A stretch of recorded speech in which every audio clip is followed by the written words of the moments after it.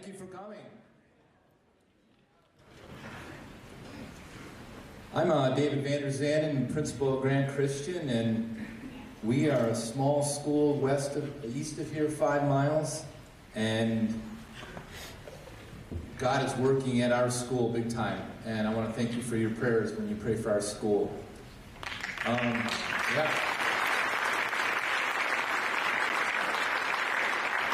I'd like to thank some people that brought this event here tonight, and let's start off with the people that prayed that something like this would happen.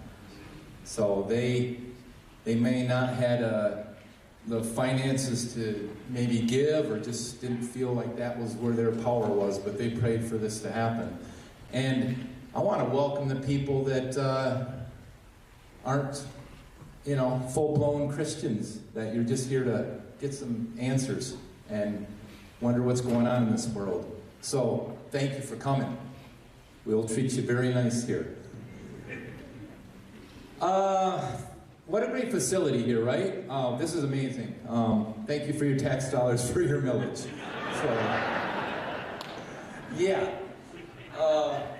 Here's some people that gave to make this work tonight. Dave and Kathy Anasiak. Mike and Shelley Crudoff. Jim and Sue Mansfield. Dave and Chris Owinga. Carol and Diane Zerlot. Grant Westland Church. New Life Fellowship.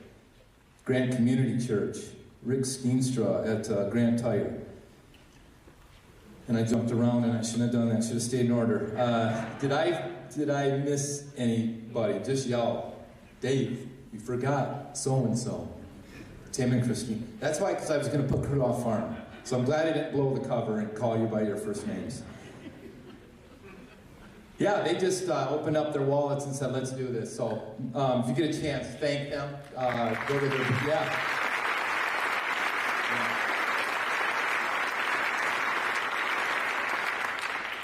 Like to thank Clint for coming. He's Frank's videographer and flew in, and just to make this work was amazing. To find an open date to just make this work was awesome. So we thank Clint for doing that, and the flights worked out great. Everything worked great.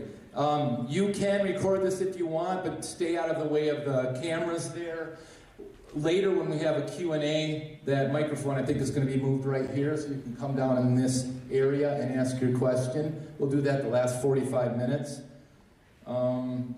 So this is going to be live streamed. Just want you to know that if you don't want to be seen all over the nation, maybe. If we behave, you won't make it the news. So there's going to be a free will offering on the sides if you feel up to it, but if there's anything left over from tonight, we're going to keep trying to do these events. And if there's any money left over, we'll do that. So there's red buckets out there on a table over to the left and right, and there's also some free Bibles and some tracts. Yep, so I'm going to get out of here. Frank said don't say much. So just introduce me. So everybody, Mr. Frank Turek.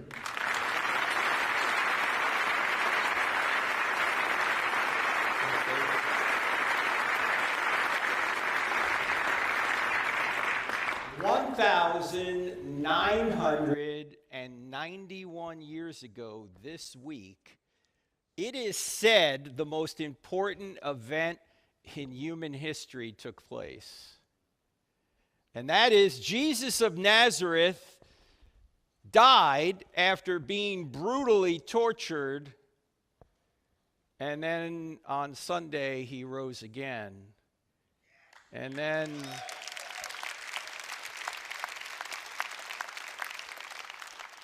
then appeared to over 500 people at different times over a period of 40 days. It is said, but did it really happen?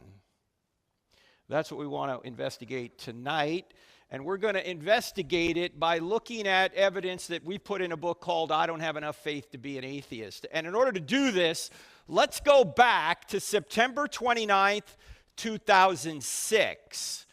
That's when Petty Officer Michael Mansour is a United States Navy SEAL operating in Ramadi, Iraq. Mansour is standing on a roof in Ramadi, and he's standing in front of a doorway to this roof. He has two Navy SEAL teammates lying in the sniper-prone position at his feet. They've already taken AK-47 fire and a rocket-propelled grenade, but they're not exactly sure where the enemy is. There's a bit of a lull in the fighting. Insurgents have blocked off the streets in Ramadi, and there's someone on the loudspeaker in the town mosque yelling, "Kill the Americans!" As Mansour and his team are looking for the next attack, an insurgent from an unknown location throws a grenade up on the roof. It hits Mansour in the chest, and it falls to his feet. Due to the length of the throw, there's no opportunity to pick it up and throw it back. He has only a split second to make a decision. He can leap through the doorway behind him and save himself, but if he does, his two teammates lying at his feet will surely die. Mansour yells, "Grenade!" But instead of jumping backward to save himself, he jumps forward, chest first, onto the grenade. It detonates. 30 minutes later, 25-year-old Michael Mansour is dead. His two teammates lying at his feet receive only minor injuries because Mansour's body muffled the blast. One of the survivors said at Mansour's funeral, "Mikey looked death in the face that day and said, 'You will not take my friends, I will go in their stead.'" I've never seen a United States president cry until April of 2008. That's when President George W. Bush invited Mansour's parents into the East Room of the White House to give them their son's Medal of Honor posthumously. The president couldn't even get through the citation without breaking down. Since then, Mansour's High School in Garden Grove, California built a new stadium. They named it Michael A. Mansour Memorial Stadium. The golden trident insignia that the SEALs wear dominates the 50-yard line. January 2019, North Island, California, just outside of San Diego, the United States Navy commissioned the USS Michael Mansour, the newest guided missile destroyer in the fleet, Zumwalt class. This is Mansour's mother, Sally, being escorted onto the ship, named in honor of her fallen son. Now, why did they do this? Because Michael Mansour literally sacrificed himself to save his friends. There's no greater love than to sacrifice yourself to save your friends, said Jesus of Nazareth before he went to the cross. Michael Mansour sacrificed himself to save his friends. The question is, would anyone sacrifice himself to save you? And the answer is, someone already has. His name is Jesus of Nazareth. But in today's culture, a lot of people don't think the story's true. They think it's invented. After all, it was written down by religious people. We know religious people tend to embellish things. And it's got miracles in it, like a resurrection. Who here in this room has ever seen someone rise from the dead after you knew they were dead for at least 36 hours? Yeah, none of us. Why? Because it doesn't happen. Yet if you're a Christian, you have to believe something none of us have ever seen. How rational is that? Well, I actually think it's quite easy to show that Christianity is true. You only need to answer 4 questions. In other words, if you investigate these 4 questions, I think you'll realize that the answer to these 4 questions is yes. And if the answer to these 4 questions is yes, then Christianity is true. What are the 4 questions? Here are the 4 questions.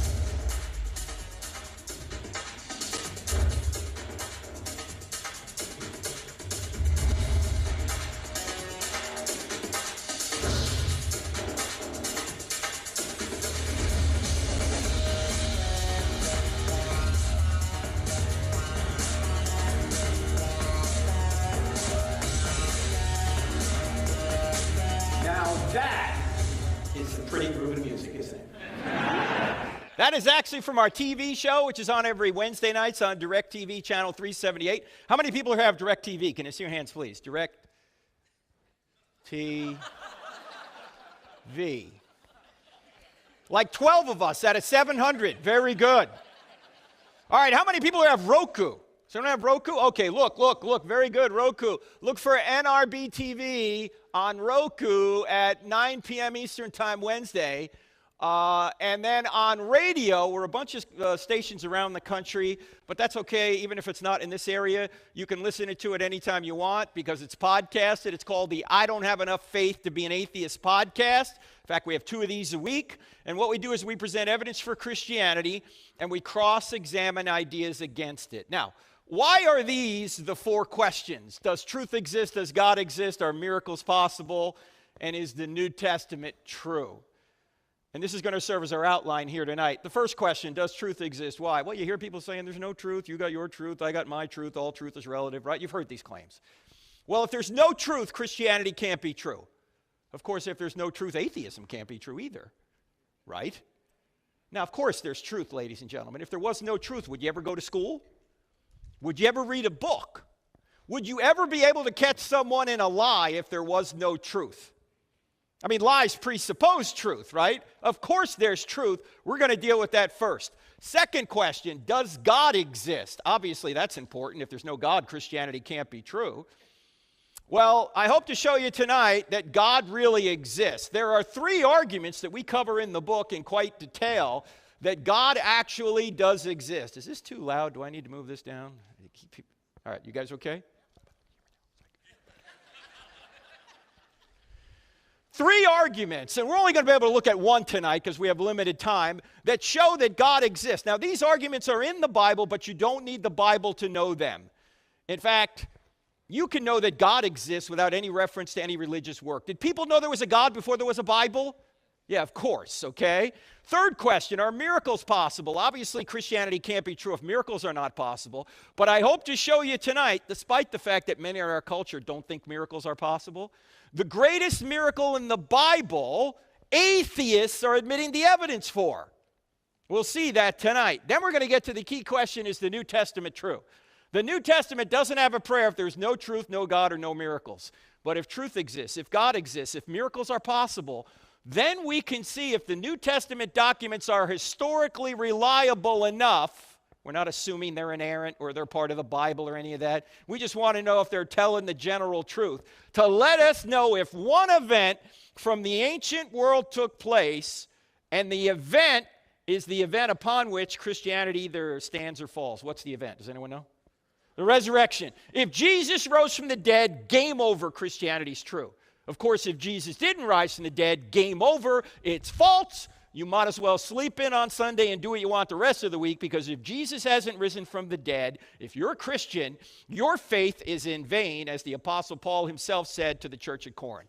Do you realize that Christianity is a religious worldview you can investigate and discover whether or not it's really true? It's not just someone's philosophy. You can see if these events really did take place in history. Now, from this point, you can show that if the answer to all these questions is yes, you can show the entire Bible is the Word of God. We don't have time to get into that, but if you want to go further, you can get the book. So what we're going to do right now is we're going to start right here at point 1. Does truth exist? Are you guys ready to go? Are you guys ready to go? All right, good. Now, whenever you start talking about truth, you always have to start with Jack Nicholson. Right?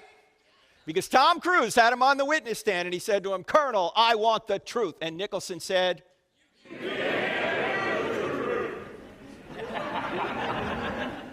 Grant,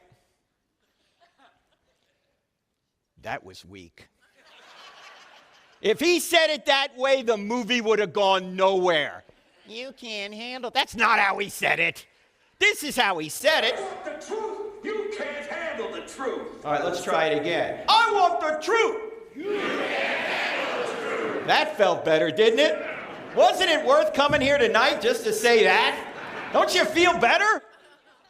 Well, you know, there's a lot of people that can't handle the truth. They're saying, you got your truth, I got my truth, all truth is relative. Well, if you don't get anything else out of what we talk about here tonight, what we're going to talk about in the next few minutes, I think is the most important thinking skill I've ever learned.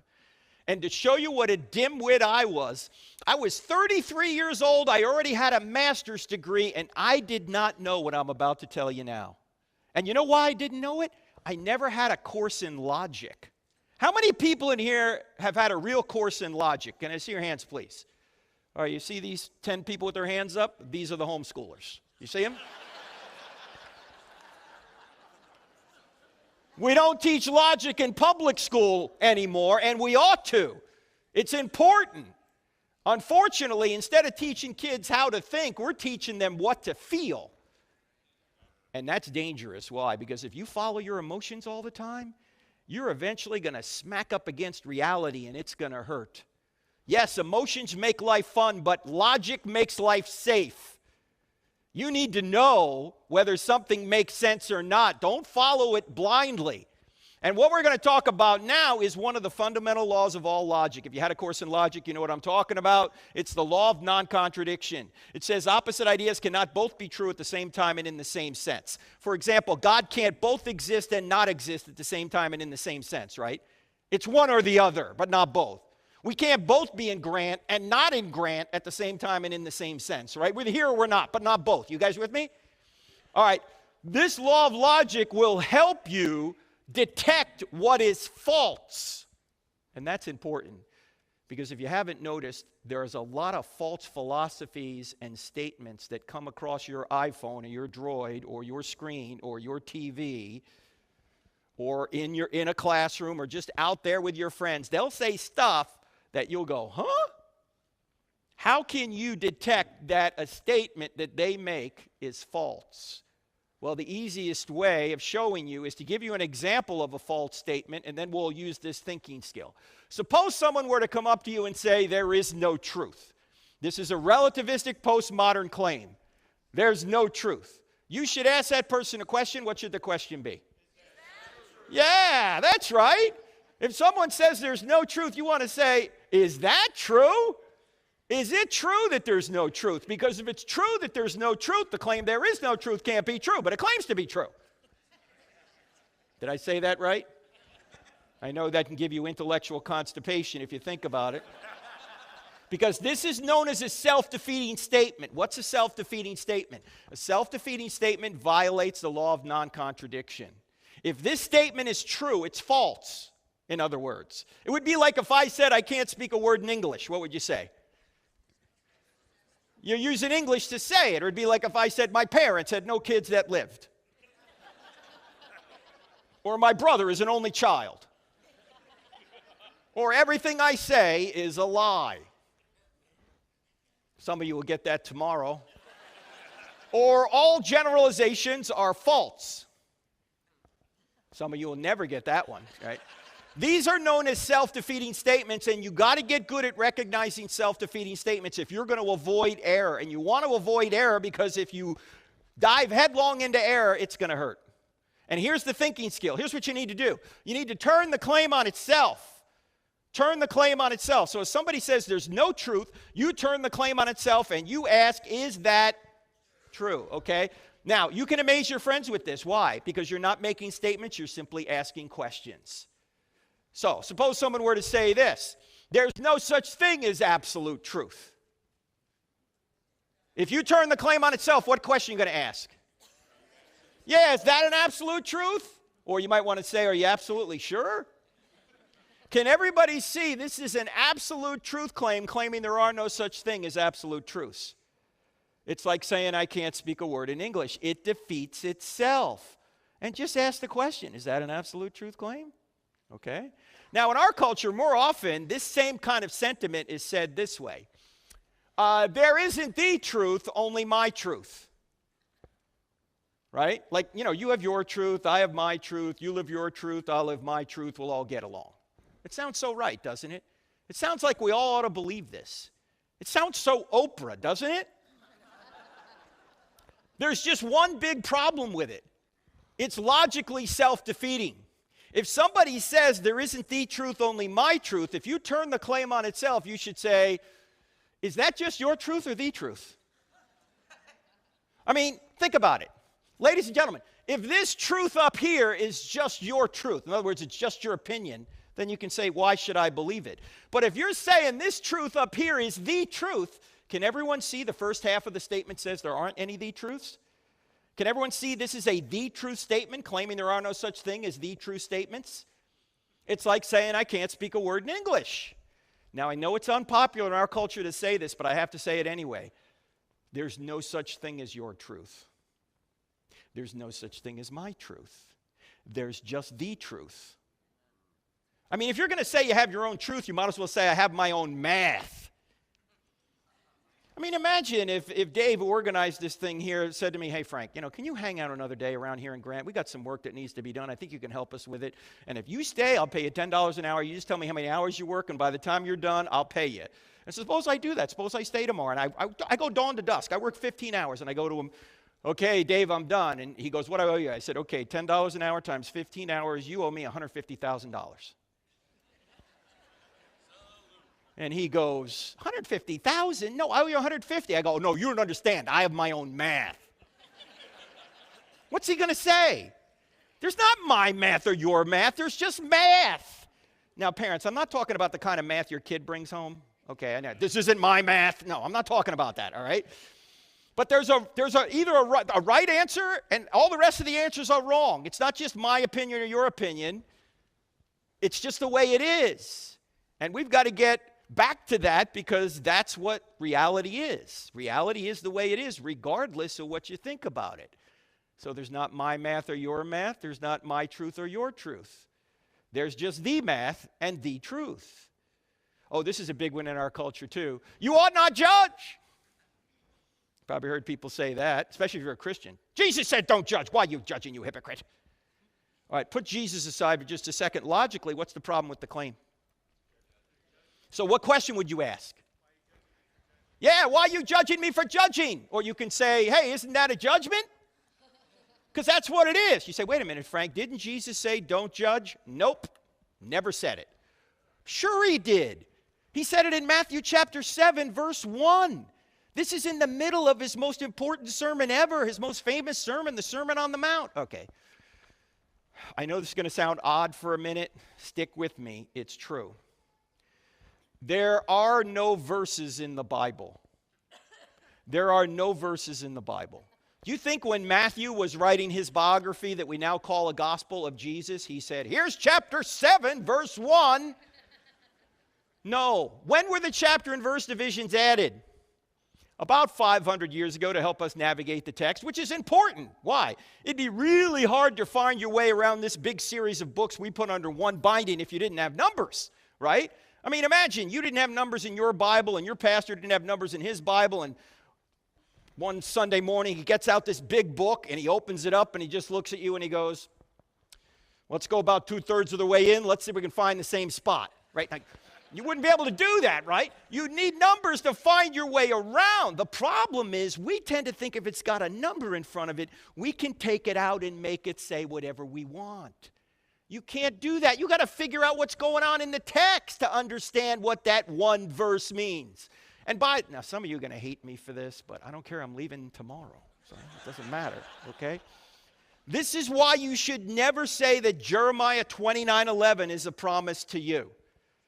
You know Jeremiah 29:11. Oh, the plans I have for you, plans to prosper you, plans to give you hope and a future.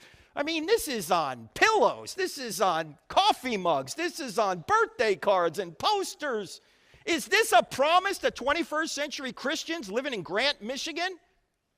No, who is that a promise to? You got to look at the context. That was a promise to the people of Judah who in 586 BC were taken captive by the Babylonian dictator Nebuchadnezzar, who took them all the way to Babylon, modern-day Iraq, and God, through the prophet Jeremiah, was telling them, I have plans for you. I'm going to prosper you. 70 years from now, I'm going to bring you back into the land. And by the way, in 516 BC, they opened up the temple again. So he was telling the truth. that he was going to prosper them. But it's not a promise to us today. It's a promise to them back then. When people say, I'm claiming Jeremiah 29:11 as a promise to me, I say, why don't you claim Jeremiah 44:11 as if it's a promise to you? What's Jeremiah 44:11? Jeremiah 44:11 is the promise God made to the exiles that went to Egypt, and he warned them, don't go to Egypt. You know what Jeremiah 44:11 says? It says, I will destroy you and all Judah. You don't see that stitched into a pillow. You don't see that on a coffee mug. You don't see that on a birthday card, happy birthday, I will destroy you and all Judah. That is so sweet, Grandma. Thank you so much. No, we're taking stuff out of context. Stop that. The Bible's not a fortune book. You don't just open it and go, oh, I'm claiming this verse for me. You got to read around it and see what's going on. And when you read around Matthew chapter 7, you realize Jesus doesn't say don't judge. What does he say? He says, judge not, lest you be judged. By the same standard you judge others, you be judged by that standard. So before you try and take the speck out of your brother's eye, you hypocrite. Notice that's a judgment. You hypocrite. Take the log out of your own eye first, then you'll be better able to help your brother. Is Jesus telling us not to judge here? No, he's telling us to take the speck out of our brother's eye. That involves making a judgment. He's simply saying, get that problem out of your life first so you can better help your brother. So this is not a command not to judge. It's actually a command on how to judge. In other words, don't judge hypocritically. If you've got that problem, fix it, then go help your brother. But it would be completely ridiculous to say don't make judgments. Why? Number one, it's a judgment itself. And number two, you'd be dead already if you didn't make judgments. You made 100 judgments just this evening getting over here. Good judgments from bad judgments. And now you're going, this was an overall bad judgment. This guy's crazy. What's going on here? No. Everybody makes judgments. Atheists make judgments. They judge there's no God. They judge the Bible's not telling the truth. They judge there's no objective meaning or purpose to life. When you die, you're just going to become worm food. It's over. There's no hope. Have a nice day. These are all judgments. The question isn't whether or not you can make judgments. The question is, are your judgments true? This is, by the way, why Jesus said in John 7:24, stop judging by mere appearances and make a right judgment. In other words, get the evidence before you judge. So you have to make judgments, but you have to make judgments without being judgmental. I did notice this about Jesus, though. He did save a very stern rebuke for people who were judgmental. And who were the judgmental ones in his day? The Pharisees. And who were the Pharisees? What was their job? What did they do? They were the religious and political leaders of Israel. Many of them were on the Sanhedrin. That's the Jewish ruling council to whom Rome delegated day-to-day lawmaking authority. In other words, the Pharisees were the politicians, and Jesus went after these people. Are you telling me Jesus got involved in politics? Yes! And he wasn't so nice doing it. In fact, if you think Jesus was a sweet guy who's never said a bad word about anyone, you have not read John chapter 2, John chapter 8, or Matthew chapter 23. What happens in John chapter 2? Jesus makes a whip and he goes and he jacks people up in the temple. Sweet and gentle Jesus did this? Yes! And then in John chapter 8, he's having an argument with these same politicians, these same Pharisees. And he's right in the middle of an argument with them when he stops and he goes, your father is the devil. Jesus, you can't say that. That's not very Christ-like. Excuse me, I am Christ. Can you imagine you're having an argument with somebody and you stop and you go, your father is the devil. Never try that with a sibling, by the way. And then Matthew 23, Jesus really goes after these Pharisees. He says, woe to you scribes and Pharisees, you hypocrites. You strain out a gnat and swallow a camel. Oh, you look great on the outside. You're whitewashed tombs, but on the inside, you're full of dead men's bones. You go a mile to make a convert, and then once you make them a convert, you make them twice as much a son of hell as you are. How will you avoid being condemned to hell? What? Sweet and gentle Jesus said this? Yes, Jesus was not Barney. Can't we all get along, boys and girls? No! I came to bring a sword. It's going to divide mother and daughter, father and son. How often have you heard those passages talked about? But many of you in this room know those passages are true because you're divided in your own family over Jesus. And guess what? You ought to be. Jesus did not come to bring unity. Oh, in the church, yes, but not with the world. You're supposed to be following Jesus despite what your family says, despite what your friends say. Are they God? No. So if you think Jesus was a sissy, you're not reading the text right. In fact, why did they kill Jesus? They killed him because he claimed to be God, which was blasphemy to the Jews and sedition to the Romans, and he made somebody like Caiaphas angry. Caiaphas, the high priest. Why was Caiaphas angry? Because Caiaphas knew if Jesus succeeded, he'd be out of a job. He was going to be out of a job because if Jesus is the Messiah and he resurrects from the dead, you don't need a temple anymore. He's the Lamb of God who takes away the sins of the world. Where's the temple now, by the way? Look around. There's a whole bunch of them in this room. You don't need a temple. In fact, I think Caiaphas knew Jesus was the Messiah because as soon as Jesus raises Lazarus from the dead, what does Caiaphas say? It's better that one innocent man die than the whole nation perish. Caiaphas didn't want to lose his job, so he had Jesus murdered.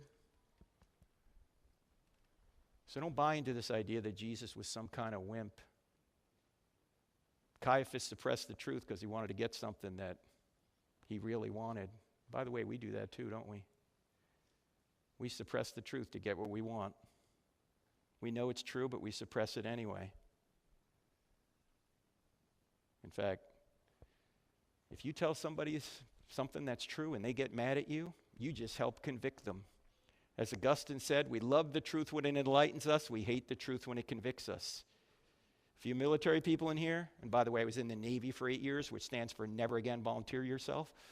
Okay. You always get more flack when you're over the target. If you tell somebody something that's true and they're shooting back at you, you're over the target. They don't want their evil deeds exposed. Men love darkness rather than light. So we have to tell the truth, but we have to tell the truth without being judgmental. You know, there's nobody in this room, whether you're a Christian or not, there's nobody outside this room that's going to make it to heaven or to God because you're better than anybody else. You don't make it on your merit, you make it on what he did. That's the whole point. We're all sinners. We all need a Savior. Somebody put it this way, evangelism is just one beggar showing another beggar where the food is. Now, we could spend another day going through these self-defeating statements. We don't have time. We've got to move on. But I just want to sum the whole thing up this way. Can everybody see that this statement right here shoots itself? Can everybody see that? Because they claim it's true that there's no truth, which means relativism and postmodernism are false because they claim it's true that there is no truth. And tragically, many of our high schools and most of our universities have bought into relativism and postmodernism. In fact, we go to a lot of colleges. Next week, we'll be at the University of Buffalo, and then at Boise State after that. This is a picture from an event we had at the University of Wisconsin at Madison, and they love the Bible there about as much as the University of California at Berkeley does. And we have a microphone set up. We'll have one set up here later today. And thank you for being here if you're not a believer. But if you're not a believer, I may ask you a question if you ask a question.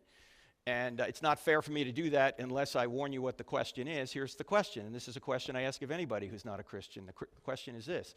If Christianity were true, would you become a Christian? I've had atheists stand at that microphone in front of hundreds of people and say, no!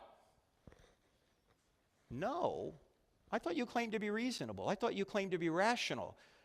How is it true that you wouldn't believe something, or how is it reasonable that you wouldn't believe something that was true? Well, it's not reasonable. It's not a head problem. It's a heart problem. They don't want it to be true. They don't want there to be a God. Why? Because they want to be God of their own lives. You see, often we're not on a truth quest. We're on a happiness quest. And we're just going to believe whatever we think is going to make them happy. Here's the problem. You can make yourself happy over the short term doing a lot of fun, but selfish and sinful things, yet over the long term, it's a disaster. And everyone in this room over 40 knows what I'm talking about because many of us have tried it ourselves. I'm going to do it my way all the time. No, you're not. If you do, who's going to put up with you? If it's all about you all the time, you're going to wind up divorced, addicted, broken, alone, and probably prematurely dead. If you want contentment, you got to go straight through truth, and Jesus is the truth, as we'll see. So always ask the question, if Christianity were true, would you become a Christian? If the person hesitates or says no, not a head problem, often a heart problem. So let's move on to the next question. We know that truth exists. It's self-defeating to say it doesn't. Next question, is it true that God exists? And I mentioned there are 3 arguments for the existence of God that we cover in great detail in the book. We'll only have time to mention one of them today, but I'll tell you what all 3 are. The first argument is the argument from the beginning of the universe known as the cosmological argument. Now, cosmological comes from the Greek word cosmos, which means world or universe, and it says if the universe had a beginning, it must have had a beginner. The second argument is the argument from design, known as the teleological argument. Telos is a Greek word meaning design or purpose, and it says if there's design in the universe and design in you, life, then there must be a designer. Now, the third argument doesn't have any science behind it like these first 2, but the third argument, more philosophical in nature, is the argument you've all intuitively understood since you were a very small child, and it's the argument from morality known as the moral argument. And it says if there's one thing morally wrong out there, just one, like it's wrong to torture babies for fun, or it's wrong to murder 6 million people in a Holocaust, or it's wrong to walk into a school and shoot 9-year-olds, then there has to be a God. Why? Because if there is no standard beyond humanity that we're obligated to obey, then everything's just a matter of opinion. That's just your opinion against the baby torturer's opinion, or your opinion against Hitler's opinion, or your opinion against some trans shooter's opinion. But we know these things aren't just a matter of opinion. These things are really wrong. If they're really wrong, there must be a standard of really right outside of ourselves that we're obligated to obey. By the way, we won't have time to cover this tonight, but maybe during the Q&A, have you noticed in our country that we appear to be creating rights every 10 minutes? Have you noticed that?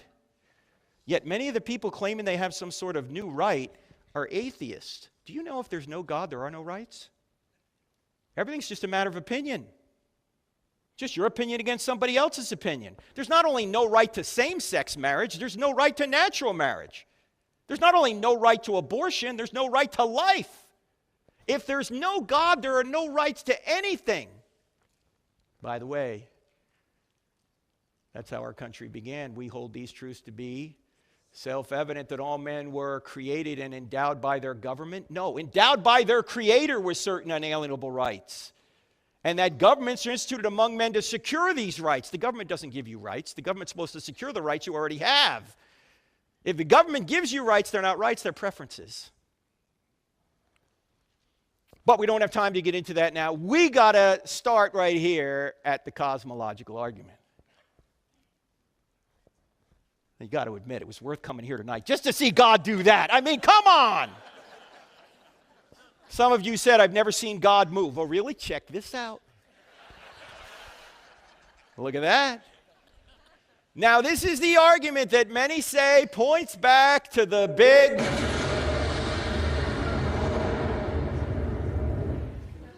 Now, I know there's some people in here going, Frank, we're Christians in here, and we don't believe in the Big Bang. You guys don't believe in the Big Bang? I believe in the Big Bang. I just know who banged it. In fact, the evidence for the Big Bang is so good that even atheistic scientists are admitting it. Stephen Hawking, who was probably the top physicist in the world until he died about 6 years ago, and for those of you that don't know, Hawking was kind of a medical miracle. He got ALS decades ago. Normally, ALS will take you out in a couple of years. He lived for decades with it. Anyway, here's what Hawking famously said. Almost everyone now believes that the universe and time itself had a beginning at the Big Bang. That space, time, and matter literally came into existence out of nothing. What is nothing? Aristotle had a good definition of nothing. He said, nothing is what rocks dream about. And then the entire universe came into existence out of nothing. The question is, what could have caused that? Now, we're not going to go through the evidence for this. Why? Number one, we don't have time here tonight. Number two, it's all in the book. I don't have enough faith to be an atheist, chapter 3. And number three, it's not controversial. Everyone's agreeing the universe had a beginning. What is controversial is what caused the universe to have a beginning, which is what we're going to talk about in a minute. But before we do, I want to give you a line of evidence from philosophy, just thinking, that I think shows beyond any doubt that the universe had to have a beginning, regardless of what all the science says. And the science is pointing toward a beginning. Let's just take a look at a timeline for a second. Here's the timeline. There's the present. There's yesterday. There's the day before yesterday. There's last week, right? Let's say we don't know how far this timeline goes. Here's my question. Can this timeline be infinite into the past? No, why not? That's right. If there were an infinite number of days before today, this day, today, would never get here. Why? Because you'd always have to live another day before you got to this day. Why? Because there's an infinite number of days before today. But since today is here, time must have had a beginning. And if time had a beginning, what could have caused time? Only something timeless. In other words, this answers the question, who made God? No one made God. He is the uncaused first cause. He's not in time. If he's not in time, he's not caused. If he's not caused, he's the uncaused first cause. I know this can give you intellectual constipation. You're looking at me like, what? The bottom line is this. If the past were infinite, today never would have arrived. But here we are. So let's just jump to the bottom line. Here's the bottom line. The evidence shows us that the universe had a beginning, and it seems, therefore, it must have had a beginner. We got two options. Either no one created something out of nothing, which is the atheistic view, or someone created something out of nothing, which is the theistic view. Now, here's my only question. Which view is more reasonable? That no one created something out of nothing, or that someone created something? What do you think? Someone. I was at Texas A&M, must have been like 15 years ago, and some atheist said, I think number one is more reasonable. I said, number one? Let's look at number two for a second. Number two says, someone created something out of nothing. Now, that's a miracle, right? But at least you got a miracle worker. You got someone. Number one is a miracle with no miracle worker. That's clearly absurd. By the way, did you know that everyone believes in at least one miracle? Christians believe in this miracle and several others, but atheists believe in a miracle. They believe that no one created something out of nothing. Now, which view requires more faith, more blind faith? Atheism. Obviously. Now, you can ask, where did number two come from? Where did someone come from? We're going to see in a minute. He didn't come from anywhere. He's always existed. In fact, think about it this way, ladies and gentlemen. If space, time, and matter literally had a beginning out of nothing, what could have created that?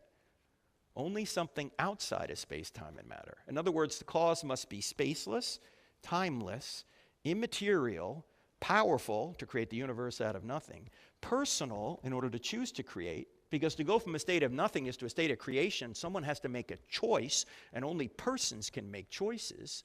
Also, the being would have to be intelligent to have a mind to make a choice. Now, ladies and gentlemen, when you think about a spaceless, timeless, immaterial, powerful, personal, intelligent cause, who do you think of? God. You say, well, how do you know it's the Christian God, Frank?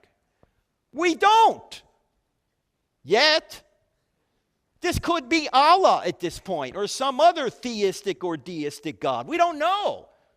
But if we keep going through the evidence and we see that miracles are possible and we see that Jesus really rose from the dead, then we're going to be able to say that the same being that walked out of the tomb 1,991 years ago this Sunday is the same being in whose divine nature created the universe out of nothing.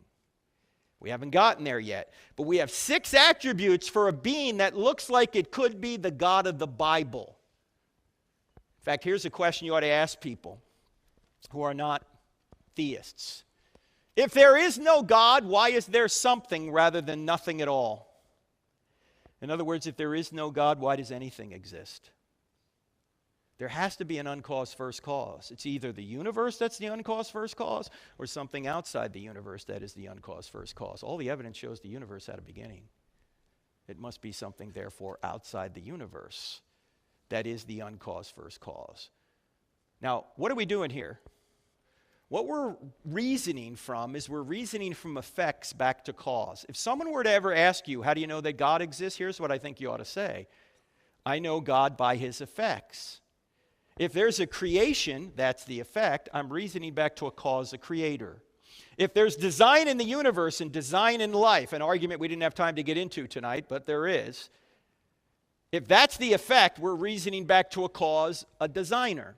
If there's a moral law written on our hearts that we're obligated to obey, murder's wrong, rape is wrong, then there must be a moral lawgiver. We're reasoning from the effect back to cause. If there's evidence that a man predicted and accomplished his own resurrection from the dead, as we'll see here shortly, that's the effect. We're reasoning back to who could have caused somebody to predict and accomplish his own resurrection from the dead? Only somebody like God.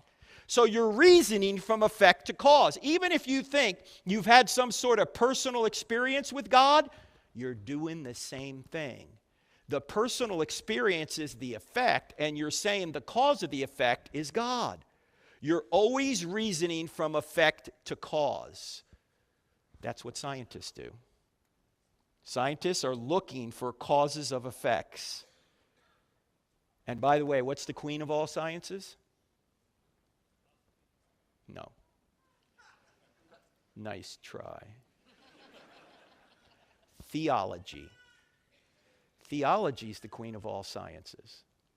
Because theology takes every area of human knowledge and puts it under one big umbrella and says it all points to the Creator. But, of course, in recent years, we've gotten away from that.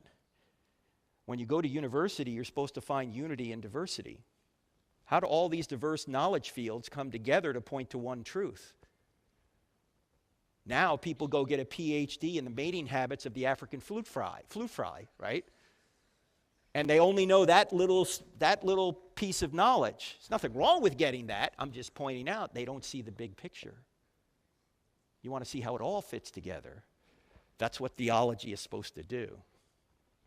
Now, there are other arguments for God we don't have time to get into. We got to move on to the next point or the next question. Are miracles possible? If truth exists and God exists, are miracles possible? Well, the answer ought to be, well, yeah, if God exists, right? Miracles are possible. The problem is a lot of people think miracles are impossible. Like, for example, Noah. Hey, Christians, can we just agree on something here tonight? Is this being recorded? Oh, it is being streamed. Let's just try and keep this between us. Can we all agree, if you're a Christian, can we all agree that Noah and the ark is crazy? I mean, please, come on. And I already asked you, has anyone seen a resurrection? Nobody has. Yet if you're a Christian, you have to believe something none of us have ever seen. And the big problem miracle in the Bible is Jonah. Is that a whale of a tale or a tale of a whale? Can you really believe in Jonah? I mean, come on, really? Ladies and gentlemen, what is the greatest miracle in the Bible? It's not the resurrection. Yeah. The greatest miracle in the Bible is... I got some of you a second time. Okay. The greatest miracle in the Bible is the first verse. In the beginning, God created the heavens and the earth. If that verse is true, every other verse is at least possible, right? I mean, if God can create the whole show out of nothing, can he do whatever he wants? It's not logically impossible inside the universe? Of course. Well, here's the interesting thing, ladies and gentlemen. The atheists are admitting the evidence for the first verse. Now, they don't think it's God. They try and come up with another explanation that doesn't work. In fact, you know what Hawking's explanation was? Here's what he says on the last book he wrote, page 181. He said, because there's a law like gravity, the universe can and will create itself out of nothing. To which John Lennox, the esteemed philosopher and mathematician from Oxford University, said this: when brilliant scientists say nonsense, it is still nonsense. Gravity, first of all, gravity didn't exist. Second of all, gravity doesn't do anything. It doesn't create. Gravity does the same thing over and over again. And it only exists in a space-time continuum, which is the very question, where did the space-time continuum come from? Ladies and gentlemen, it can't be a natural cause. Why? You can't have a natural cause for the creation of the universe. Why not? Because nature doesn't exist. There is no nature. That's the point. It's got to be something that transcends nature, something we would call supernature, beyond the natural. So the atheists are admitting it. Now, if Genesis 1:1 is true, are these verses possible? Of course Noah's crazy, unless God exists. Of course resurrections don't occur, unless God exists. Of course Jonah's a fairy tale, unless God exists. In fact, you know what Jesus says? Just like Jonah was 3 days and 3 nights in the heart of the great fish, I'll be 3 days and 3 nights in the heart of the earth. Jesus thought that Jonah was historical, not hysterical. He thought it was true. And I don't know about you, but if somebody predicts and accomplishes his own resurrection from the dead, I just trust whatever the guy says. If Jesus is saying Jonah occurred, I agree. And of course, if God can create the universe out of nothing, he can do that. And I said something a few minutes ago you might not agree with. I said God can do whatever he wants that's not logically impossible inside the universe. And you're probably thinking, what's this logically impossible stuff? I thought God can do anything. No, there's even some things God can't do. He can't violate his own nature. He can't violate logic. That's his own nature. He can't make a square circle. Doesn't exist. Can't create a married bachelor. Doesn't exist. I know some guys try, but no. Okay? He can't create a 5-sided triangle. Doesn't exist. Can't create an honest politician. I mean, there's some things that are just too hard for God. In fact, there are some things that God can't do that you can. Like what? Lie. If he could lie, it wouldn't be the standard of truth. Sin. If he was sin, he wouldn't be the standard of righteousness. Change. What's he going to change from? He's already perfect. Any change would necessitate a move from perfection, imperfection. No. You can do some things that he can't do because you're fallen and so am I. But he's the very standard of goodness, truth, and justice. And I know that a lot of people say, well, I can't believe in a miracle because I've never seen one. That's not a good reason to disbelieve something necessarily. Why? Because you believe in a lot of things you've never seen that you believe in. Like your mind. Have you ever seen it? You're using it right now, I hope. The laws of logic, the laws of mathematics, have you ever seen them? No, they're immaterial, yet you believe in them. You believe in justice. Have you ever seen justice? Oh, you may have seen some people being treated justly or unjustly, or maybe you were, but you've never seen justice in itself because it's not something you see. It's an immaterial reality grounded in the nature of God. It's a virtue. You've never seen love, and everyone believes in love. In fact, a number of years ago, I had a couple of debates with Christopher Hitchens. You guys remember Christopher Hitchens? He was a brilliant British atheist who sounded more brilliant than he was because he had a British accent. And you can see these on our YouTube channel anyway. Hitchens was a materialist, meaning, and most atheists today are, they think everything's made of molecules. You don't have a mind, you just have a brain. You don't have a soul, you just have a body. You're just a moist robot. Every thought you have is the result of the laws of physics, which should cause you to go, well, why should I believe anything I think then, if I'm driven by physics rather than reason? But leave that aside for just a second. Some student at the College of New Jersey, where we were having this debate, asked Christopher this question. Christopher, what is love? And Hitchens, after he hemmed and hawed for a while, finally said, love is a chemical. And I said, don't tell that to your wife. Honey, do you love me? Yeah. Why? Because I got the chemical today. You know, tomorrow I might not have the chemical. But right now I do. No, love is not a chemical. Love is a choice to seek what's best for the other person based on what is best, and that's the nature of God.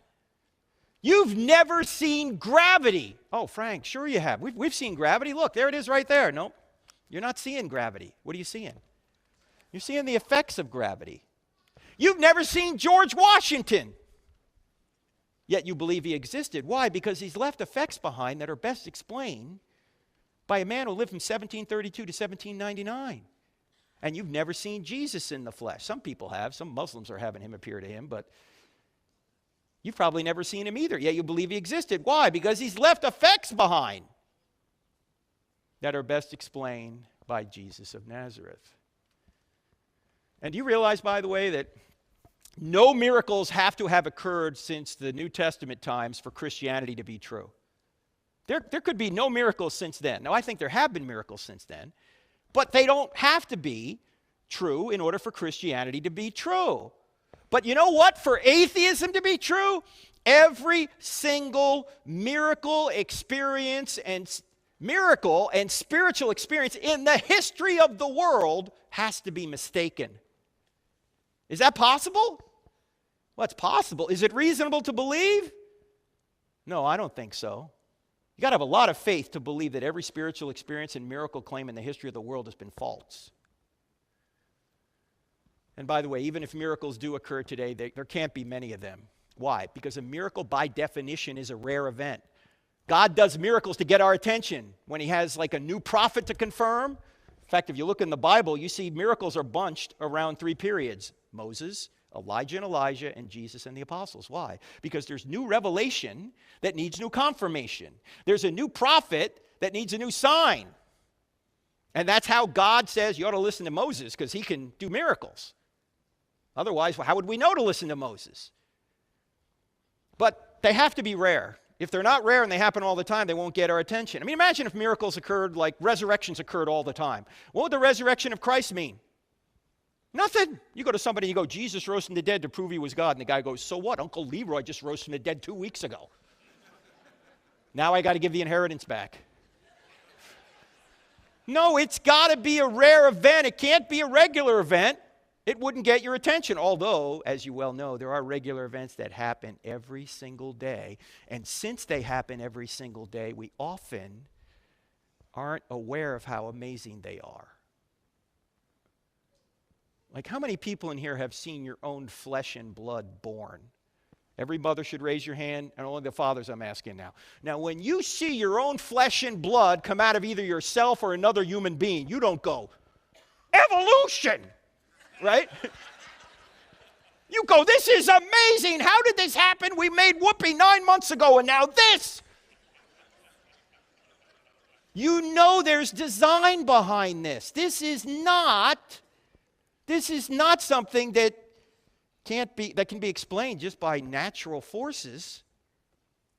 There's something going on. Natural forces didn't create life. No way. And by the way, if you say they did, you still got to ask, where did the natural forces come from? You're going to get back ultimately to a being like God. So miracles certainly are possible, but now our key question: is the New Testament true? And the miracle that we need to affirm or discover whether it actually occurred is the miracle of the resurrection. Did Jesus really rise from the dead? And to do this, you don't have to assume the Bible's the Word of God. That would be circular reasoning. You just have to see if those documents really are telling the historical truth. And historians use all different kinds of tests to discover whether something in a text is actually true or not. And I'm going to just give you 2 of them. In fact, in the book, I Don't Have Enough Faith to Be an Atheist, we have a chapter called The Top 10 Reasons We Know the New Testament Writers Told the Truth. We don't have time for that. We're only going to look at 2. The first one I want to look at is something called embarrassing stories. What are embarrassing stories? Embarrassing stories, or the principle of embarrassment, goes like this. If there's something embarrassing to the author or authors, it's probably true. Why do you think it would be true? Because you're not going to make up things that embarrass you, right? You're not going to make up things that make you look bad. You might make up things that make you look good, but you won't make up stories that embarrass you. In fact, let me ask you guys a question in here. How many people in here have ever lied to make yourself look good? If you don't have your hand up right now, you're lying to make yourself look good, and it's not working. We know you're lying. All right, how many people in here have ever lied to make yourself look bad? No, you don't do that. You might lie to make yourself look good, but you won't lie to embarrass yourself. Well, the New Testament documents are filled with embarrassing stories they never would have invented. That's why we call this the Duh factor. They're not making this up. In fact, let me just give you a few of these. Peter, their leader, is called Satan by Jesus. Do you think they invented this? And then Peter says, Lord, I'll never deny you. What does he wind up doing? He denies him 3 times. And then at the crucifixion, all the disciples, maybe with the exception of one, they all run away for fear of the Jews. This is like a Monty Python movie. Run away! They all run away. And who are the brave ones? The women. The women are the brave ones. Now, who wrote the New Testament documents down? Men. Now, what man is going to invent that he was hiding for fear of the Jews while the women went down and discovered the empty tomb? Would any man in here invent that if you were making it up? I mean, if I was inventing it, I'd make myself look good, wouldn't you? I mean, I'd write something down like this. We marched right down there and we overpowered that elite Roman guard. Yeah, that sounds pretty good. What do you think? John said, get out. Peter roundhouse kicked him. Thomas said, we'll be back. No doubt. Some of you will get that tomorrow. And then we marched right down there on Sunday morning, and we saw Jesus, who congratulated us on our great faith. And then we went and comforted the trembling women. I would never invent that I was Mr. Sissy Pants while the women were the brave ones and that went down and discovered the empty tomb. And oh, by the way, in that culture, why would you never say the women were the first witnesses? Forget the fact it was embarrassing to men. It was. But independent of that, why would you never say the women were the first witnesses? That's right, because a woman's testimony was not considered on par with that of a man. So if you're making up the New Testament story, you'd only have the men be the first witnesses. Yet all 4 Gospels say the women were the first witnesses, which is telling us what? They really were, as embarrassing as it was. I actually had a woman come up to me once and she said, Frank, I know why Jesus appeared to the women first. I said, why? And she said, because he wanted to get the story out.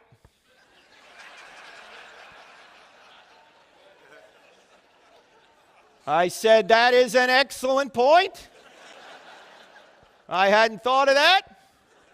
Because ladies, when your man comes home from work, does he say much? There could have been a nuclear explosion down at the plant. He's not going to tell you. You'll see it on the news before you hear it from him. You'll be watching the news going, hey, hon, what happened? Oh, yeah, I forgot to tell you. Yep. The nuke blew up. I've been hot for 3 days. What's for dinner? He's not going to tell you. I was actually at the University of Cincinnati in November, and some guy came up to me and said this. You know, my friend was on a private airplane with the pilot, and the pilot died, and he didn't know how to fly the plane. So somehow he got in touch with the tower, and just like in the movies, they talked him down. And then the guy went home, and his wife said, how was your work? How was your day at work today, honey? And he said, same old, same old.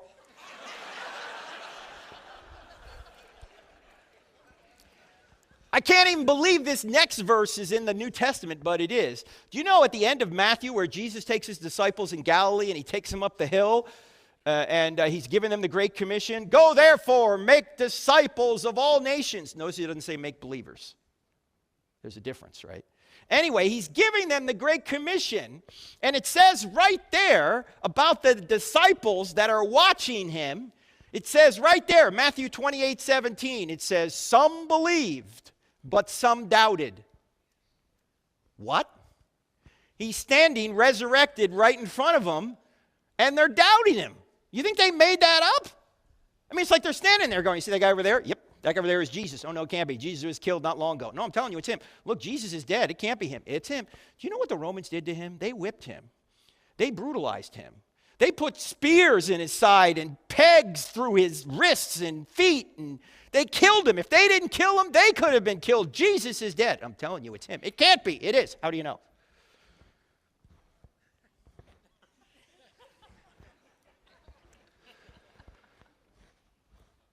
The women told me.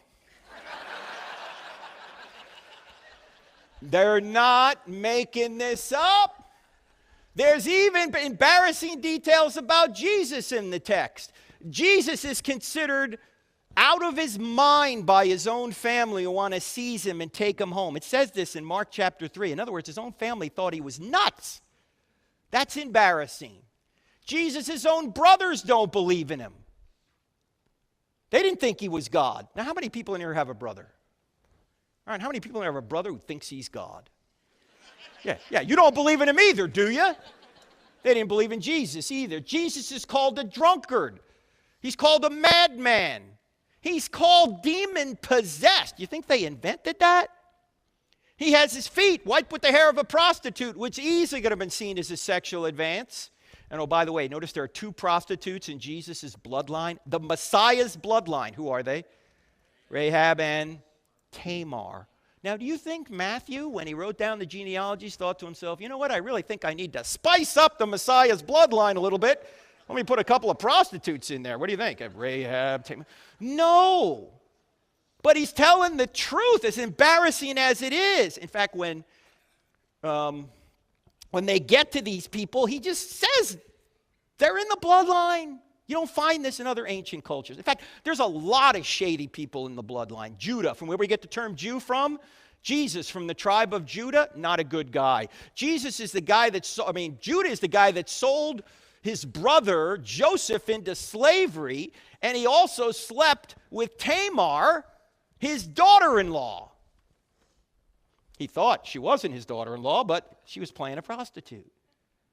And he's in the bloodline of the Messiah, David. David, a man after God's own heart. Yeah, but he's a liar, adulterer, and a murderer. I guess there's hope for the rest of us then, huh? Bathsheba's in the bloodline. You know what Matthew does when he gets to Bathsheba? He doesn't mention her name. What does he say instead? Does anyone know? Uriah's wife. He's telling the truth. Who's Uriah? Husband of David. Husband of David. And he and Jonathan loved one another. Husband of Bathsheba, whom David had killed so he could cover up the crime. This is not an invented storyline. They're not making this up. And then Jesus is hung on a tree, which was the worst kind of punishment you could get, only for criminals. And according to Deuteronomy 21:23, anyone who's hung on a tree is under God's curse. They would never invent this as a Messiah to the Jews. Think about it this way, too. What are the two trees in Genesis? You guys are sounding a lot like Charlie Brown's teacher right now. The two trees in Genesis, the tree of life and the tree of the knowledge of good and evil. Fast forward all the way to the book of Revelation. The Bible's very symmetrical. What tree do you find? Tree of life. Do you know there's a tree in the middle? Yeah, that's the tree upon which they hung Jesus. Because we sinned at the tree of the knowledge of good and evil, the only way we could regain access to the tree of life is if Jesus is hung on a tree in our place. But if you were inventing this, you would never say that.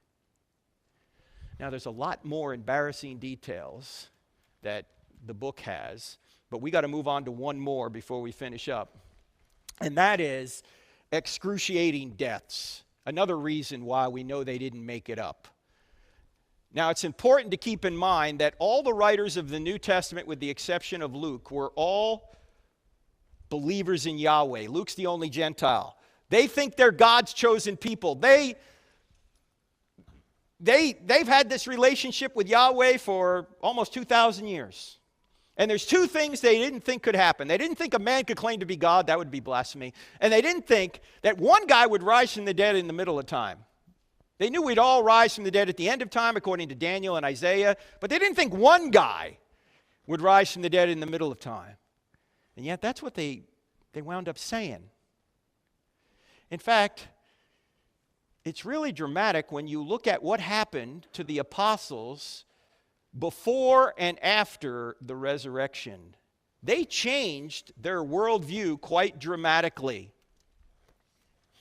In fact, before the resurrection, they believed in animal sacrifice. They've been slaying lambs to Yahweh for hundreds of years. Then suddenly Jesus comes along and they say, We don't need to slay these lambs anymore because these lambs are just symbols of the Lamb of God who takes away the sins of the world. Here he is. Before they believed in a binding law of Moses. Afterwards, they believed Christ's life has fulfilled the binding law of Moses. Before they believed in strict monotheism. Afterwards, a Trinity. 3 persons in one divine essence. Yes, you can find the Trinity in the Old Testament, but it's much clearer in the New. Before they believed in the Sabbath. In fact, they thought they could be stoned for not obeying the Sabbath. Afterwards, they're worshiping on Sunday because that's the day he rose. And Paul even says, don't let anyone tell you have to obey any Sabbath or festival day. In fact, out of the 10 commandments, 9 of them are repeated in the New Testament. What's the only one that's not? Keep holy the Sabbath. Why? Because the Sabbath has arrived. Jesus is our rest. We rest in him. But before this, they thought they could be stoned for not obeying this. Before they believed in a conquering Messiah, afterwards a sacrificial Messiah. Oh, Jesus will conquer when he comes again. But they didn't anticipate the sacrificial Messiah. Before they believed in circumcision, afterwards they believed in baptism and communion. And let me ask you one other thing, ladies and gentlemen. Talk about embarrassing. Who, starting a new religion, would pick this as their symbol?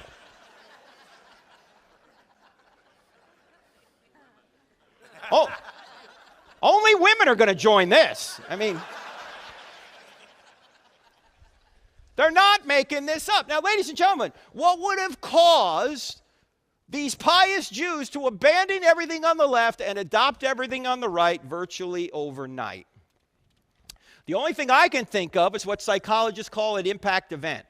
What's an impact event? An impact event is an event that occurs in your life that is so dramatic, so impactful, that it can change your perspective 180 degrees just like that.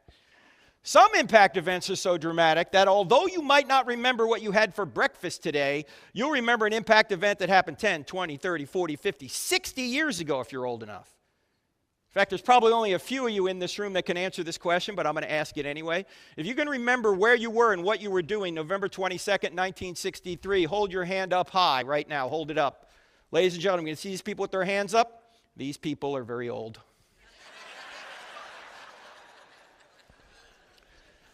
November 22nd, 1963 is my earliest memory. I was 2 years old and 2 days. Yes, I'm 62 years old now. I know. I don't look a day over 61. In fact, when I hit 50, my wife was very encouraging. She said, honey, you're going to live to be 100. I said, how do you know? She said, because you look half dead already.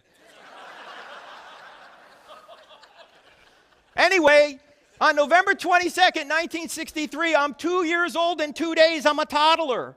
And I'm standing in our home in Wanamassett, New Jersey, and my mother is sitting on an ottoman in front of a black and white TV, weeping uncontrollably. Mommy, what's the matter? What's the matter? They killed the president. They killed the president. President Kennedy assassinated that day. I can still see my mother in my mind right now, sitting on that ottoman when she was 26 years old. She's 86 now. But I can see her in my mind at 26. That's my earliest memory. Impact event. Never saw my mom cry like that. I don't remember anything before that and very little after that. Where were you when the second plane hit the tower? I was on the phone in my office near Charlotte, North Carolina. I had the TV on behind me, and I'd seen the first tower had been hit. I didn't know by what. And I was talking to a pastor on the north side of Charlotte, and we were talking about what the topic would be if I came to speak at his church. And I said, do you have the TV on? He goes, yeah. And we're talking, and suddenly he yells into the phone. He goes, the second tower just got hit. I turned around, look at the TV. The second tower's on fire. I said, was it a Cessna? He goes, no, it was a big plane. It was like a United plane. I said, you saw that? He goes, it was just on live TV. I said, look, let me call you back. I hung up the phone. For some reason that morning I had CNN on. The Communist News Network. And I'm not making this up, but the commentator on CNN said this: one has to think there's some sort of navigational error here. I said, navigational error? You dimwit. This is the clearest day in the history of the Big Apple. What do you think, the pilots can't see where they're going? You think Stevie Wonder's flying these planes? I mean, come on. This is terrorism. I called that pastor the next day. I said, we're going to come to your church and talk about Islam because that's what this is related to. Now, 9/11 is over 22 years ago. But those of you who are old enough can remember something about that day. But if I were to ask you where you were 22 days ago,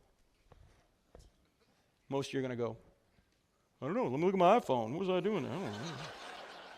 Why can you remember something from 22 years ago but not 22 days ago? No impact event 22 days ago. Impact event 22 years ago? Do you think if Jesus really rose from the dead, that would have been an impact event? And then he appeared to people for over 40 days doing miracles. Do you think they would have had any trouble remembering that? Of course not. That's the only way I could figure out why they would have abandoned everything on the left and then adopted everything on the right virtually overnight. And then they became the most successful, peaceful, evangelical missionary force in the history of the world. They went from scared, scattered, skeptical disciples to suddenly, boom! What was the cannon that shot them out? The resurrection. They had no motive to make this up. In fact, ask yourself the question, what did the New Testament writers have to gain by making up a new religion? Well, they got kicked out of the synagogue, and then they got beaten, tortured, and killed. Last time I checked, that was not a list of perks. We're going to start a religion. We are? Yeah. What's it going to get us? First, we'll get kicked out of the synagogue, then we'll get beaten, tortured, and killed. Well, sign me up. You know, what a great idea. Why haven't we thought of this earlier? You know, I get a question sometimes, and maybe you do if you're a Christian. Are there any non-Christian writers that talk about Jesus and the apostles? Yeah, they're all in chapter 9 of I Don't Have Enough Faith to Be an Atheist. So if you want to see them, you can get them. But you know, there's an illicit assumption underneath that question, and here's the illicit assumption. The illicit assumption is, well, you really can't trust these writers because you see, these people are biased. They're Christians. You can only trust the secular or non-Christian writers to tell you what really happened. If you think about that for more than 5 seconds, you'll realize how stupid that is. What did these people have to gain by saying it was true? Nothing. They had everything to lose temporally. They didn't gain anything. They lost everything. In fact, they had every motive to say the resurrection did not happen, not every motive to say it did. So if anyone I'm going to trust is going to be people that put their lives on the line for this.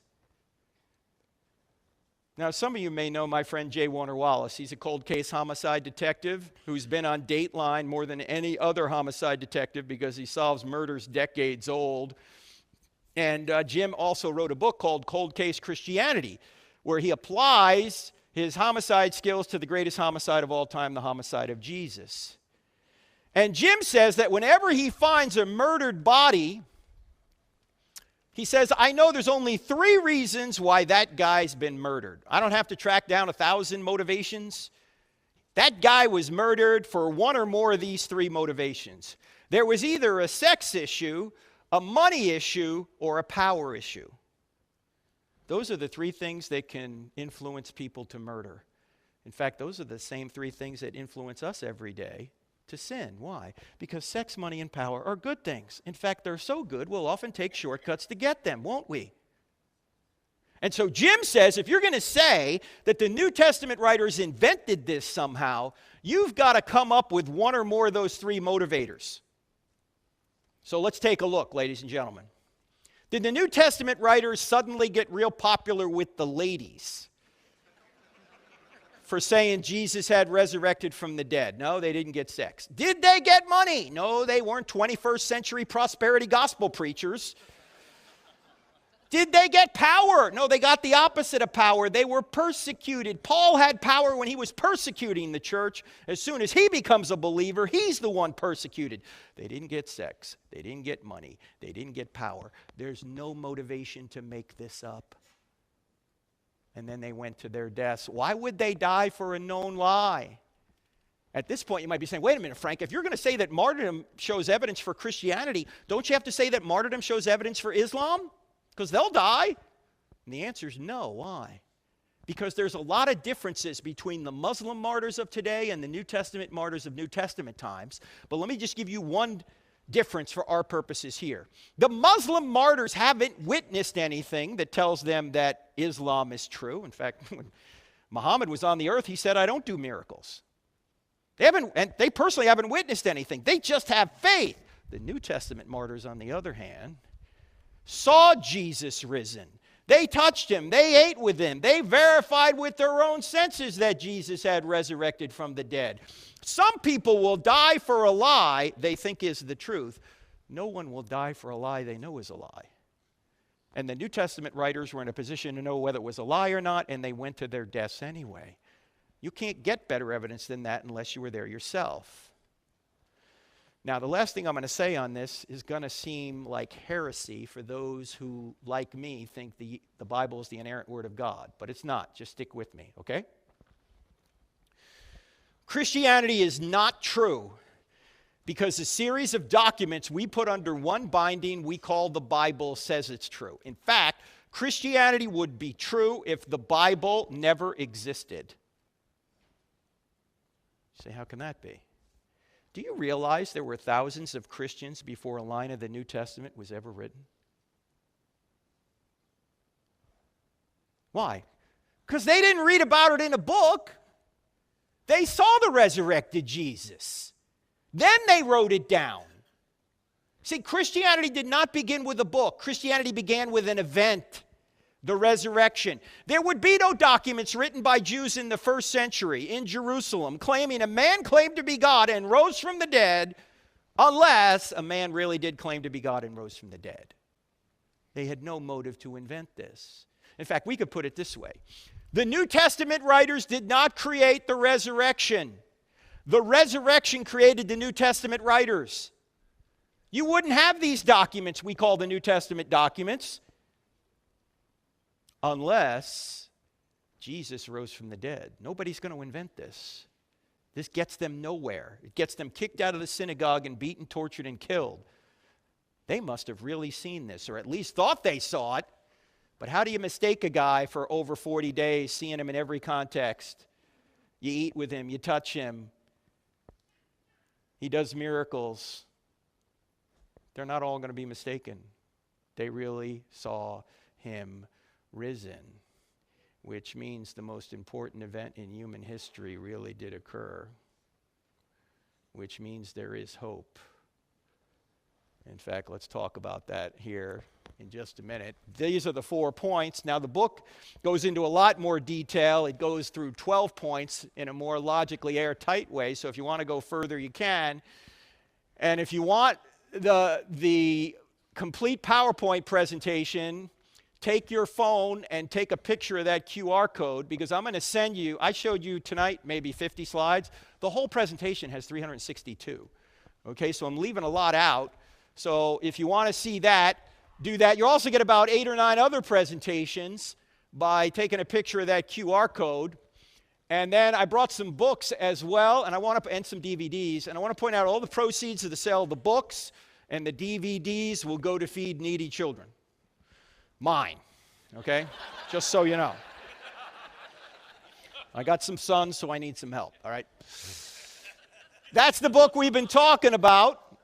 And then this DVD set is 7 hours long. It's really a curriculum of me presenting all this, a lot longer than what we've done tonight, and go into a lot more detail. You can get workbooks off our website if you want to go further.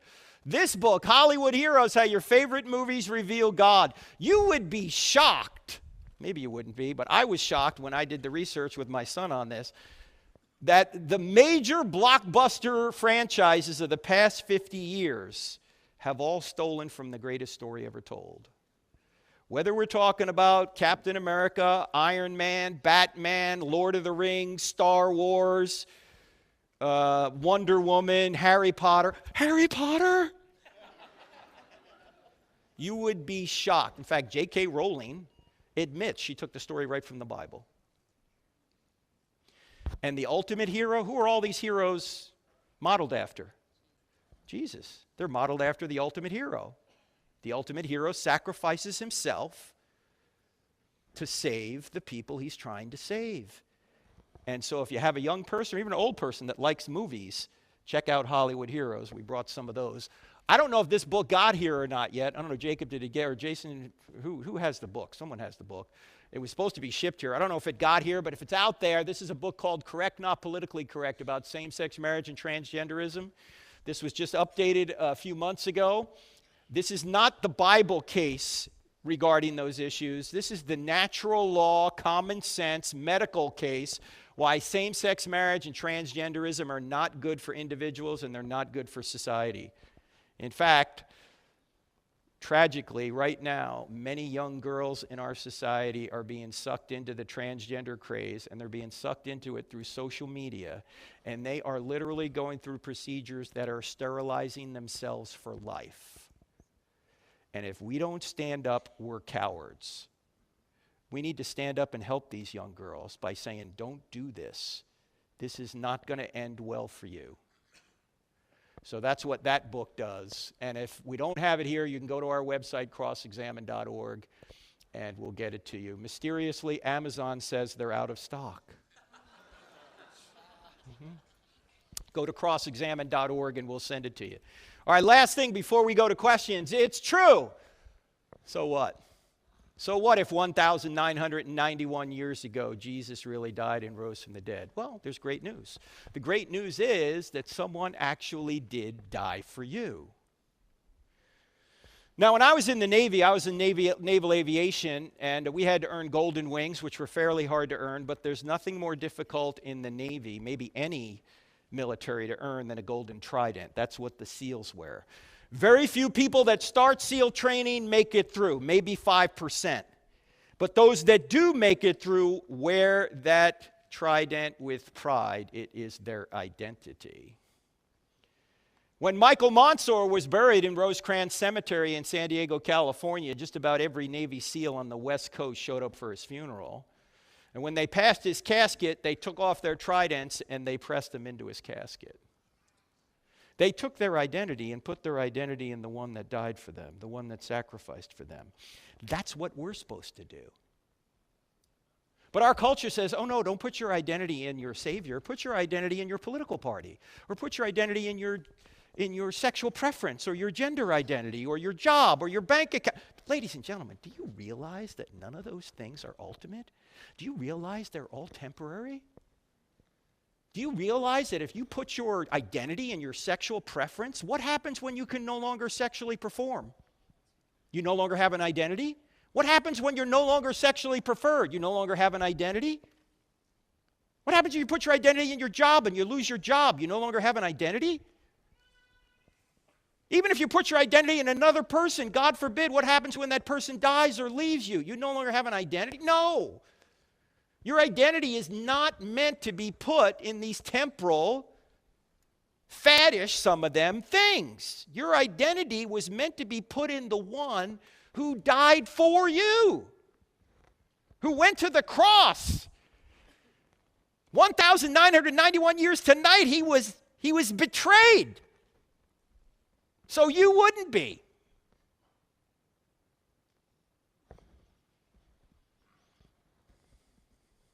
That's who you're supposed to put your identity in. In fact, do you realize, ladies and gentlemen, that everyone you love will die, everything you build will crumble, everything you say will be forgotten, everything you do will come to nothing. You and your identity will die and vanish unless God exists. If God doesn't exist, you're just going to go into oblivion. And all your little causes and important things you think are so important here are ultimately going to come to nothing. We don't really believe that, do we? No. Jesus rose from the dead to show us who our true identity is in. It's not in these other things, it's in Him. Do you realize that Christianity is the only worldview where you don't achieve your identity? You receive your identity. You don't achieve it. If you have to achieve it, all the pressure's on you, and there's always somebody that can do it better, and one day you're not going to be able to do it. What then? You don't achieve it, you receive it. You simply accept what He's done and then you're adopted into the family. You're an heir to the throne based on what he's done, not what you do. If you have to achieve it, you're always looking at somebody else. You're either envying them because they're better than you, or you're looking down on them because they're not as good as you. In Christianity, there's none of that. Why? Because none of us are going to make it to him by being better or worse than anyone else. The only way we're going to make it to him is based on what he did. So if there's anyone here who's never repented and accepted what Christ did 1,991 years ago, here's your opportunity. Let's pray. Father, we know that on that night when you were betrayed, you asked your Father, if there's another way that this could happen, if this cup could pass from me, Lord, would you take it from me? But if not my will, but your will. And there was no other way. There's no other way an infinitely just God can allow sinners, all of us, to go unpunished unless an innocent substitute is punished in our place. And so you came and you took that punishment on yourself. I pray if there's anyone here tonight who's never repented and accepted what you've done, and the evidence is there that you've done this, that tonight would be the night they would. And not just accept you, but then follow you and become a disciple. Is there anyone here who's never done that? Tonight you'd like to do it. If there is, just raise your hand. We're all believers here?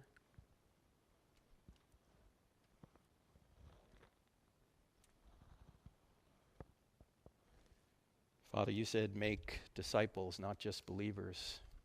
Apparently we have a lot of believers here. I pray you'd help us this resurrection weekend to represent you well, to be a beacon for people, to be an ambassador for them, so we can help people get closer to you as we do ourselves. In Christ's name, amen.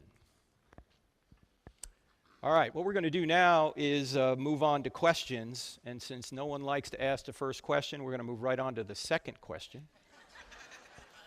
And if you have a question, you got to come up to the microphone. But please try and keep it to a question. I know a lot of times you want to set up a big, long context. We got to pretty much get to the question as fast as you can because typically we have several people that want to ask questions. So let's go to questions right here. The microphone is here. If you don't want to be on the internet, then don't ask a question. We just need one person to start, and then everybody else will start asking. All right. Are you going first? All right, beautiful. What's your name? Hey, Evan, go ahead, sir. Give Evan a hand. He's the first one, ladies and gentlemen. Go ahead, Evan. Well, sir, as a person who has never really studied the Bible that thoroughly, I guess the most simple question I have is, what would the best version of the Bible be to study as someone who has never really gotten into that? Yeah, great question, Evan. What do you have at home right now? Do you know? Well, currently I'm reading today's English version. I believe it was my great aunt's Bible, and it's pretty old, from the 70s, I think. And old to me. I apologize. So Jesus said, "Cool, dudes." Well, that's the thing about it. It puts words very simply. I'd describe it best as the opposite of the King James version. It makes things very easy to digest, I suppose. Right. Yeah. Well, you got to know there are different objectives that translators have. The version that you have is what we call more of a paraphrase version, where they're just trying to make things as common language as possible, and it's not as exact as a version like the New American Standard Version or the English Standard Version. They tend to be more literal in their translations from either the Greek, Aramaic, or Hebrew. And then there's kind of middle-of-the-road translations which try and take the best of both worlds, like the NIV, the Nearly Inspired Version. And it's more thought for thought. To tell you the truth, most of the time when I'm reading the NIV, okay? And there is a really good Bible, the Life Application Bible, that has some good notes in there that will help you understand the context. So that's the Bible I use, but just about every version is good except the version known as the New World Translation. The New World Translation is a translation done by the Jehovah's Witnesses, and they literally take words out and insert words that aren't there in order to advance their aberrant theology. And don't get the Passion Bible either. Okay, that's not a good one. All right, most of the versions are fine. In fact, if you're really trying to study the passage, it's helpful to go look at different versions on the same passage. All right, but I would get the Life Application Bible, the NIV Life Application Bible, because it has a good, robust series of notes that will help you understand the passages. Does that make sense? Yes, sir, it does. All right. Thank you. I will make sure to avoid those two versions as well. Yes, very good. Yes, sir. Thank you. Yes, sir. What's your name? Seamus. Seamus, go ahead. Good Irish name. Yes. So last year, while I was still in high school, I worked with kids with autism and disabilities, and I was talking to one of the assistant teachers, and we got on the subject of Christianity. And so she kind of asked me, like, since these kids can't really pronounce their faith or, like, actually, like, heart and mindfully believe it, will they be going to heaven? Right. What about those that don't have the capacity to believe? And we're speculating a little bit here, but due to the love of God, most theologians will say, just like babies who die before they have an age of accountability, that they will go be with heaven. The one place in the Bible you could go for evidence for that, it would be when David's baby that he has with Bathsheba dies. He's mourning as the baby is sick. As soon as the baby dies, he suddenly gets up and he goes about his day, and his assistant said, King, you were mourning when the baby was sick, and now that the baby's gone, you don't appear to be mourning as much anymore. What's going on? And he basically says, he will not come to me, but I will go to him. The implication is that he will see him again in the afterlife. That's about the closest we can get, because the Bible doesn't speak to every single scenario. But at the end of the day, obviously, since God is the standard of justice and love, nobody is going to be treated in an unjust or unloving way in the afterlife. It would be impossible. He's the standard of justice and love. That's why Genesis 18:25 says, will not the judge of all the world do right? Of course. Make sense? Yes, thank you. All right. Thanks, Seamus. All right. Yes, sir. I am Chris, and this is my daughter, Keziah. And she had... She's hiding. Keziah, Go she's ahead, hiding.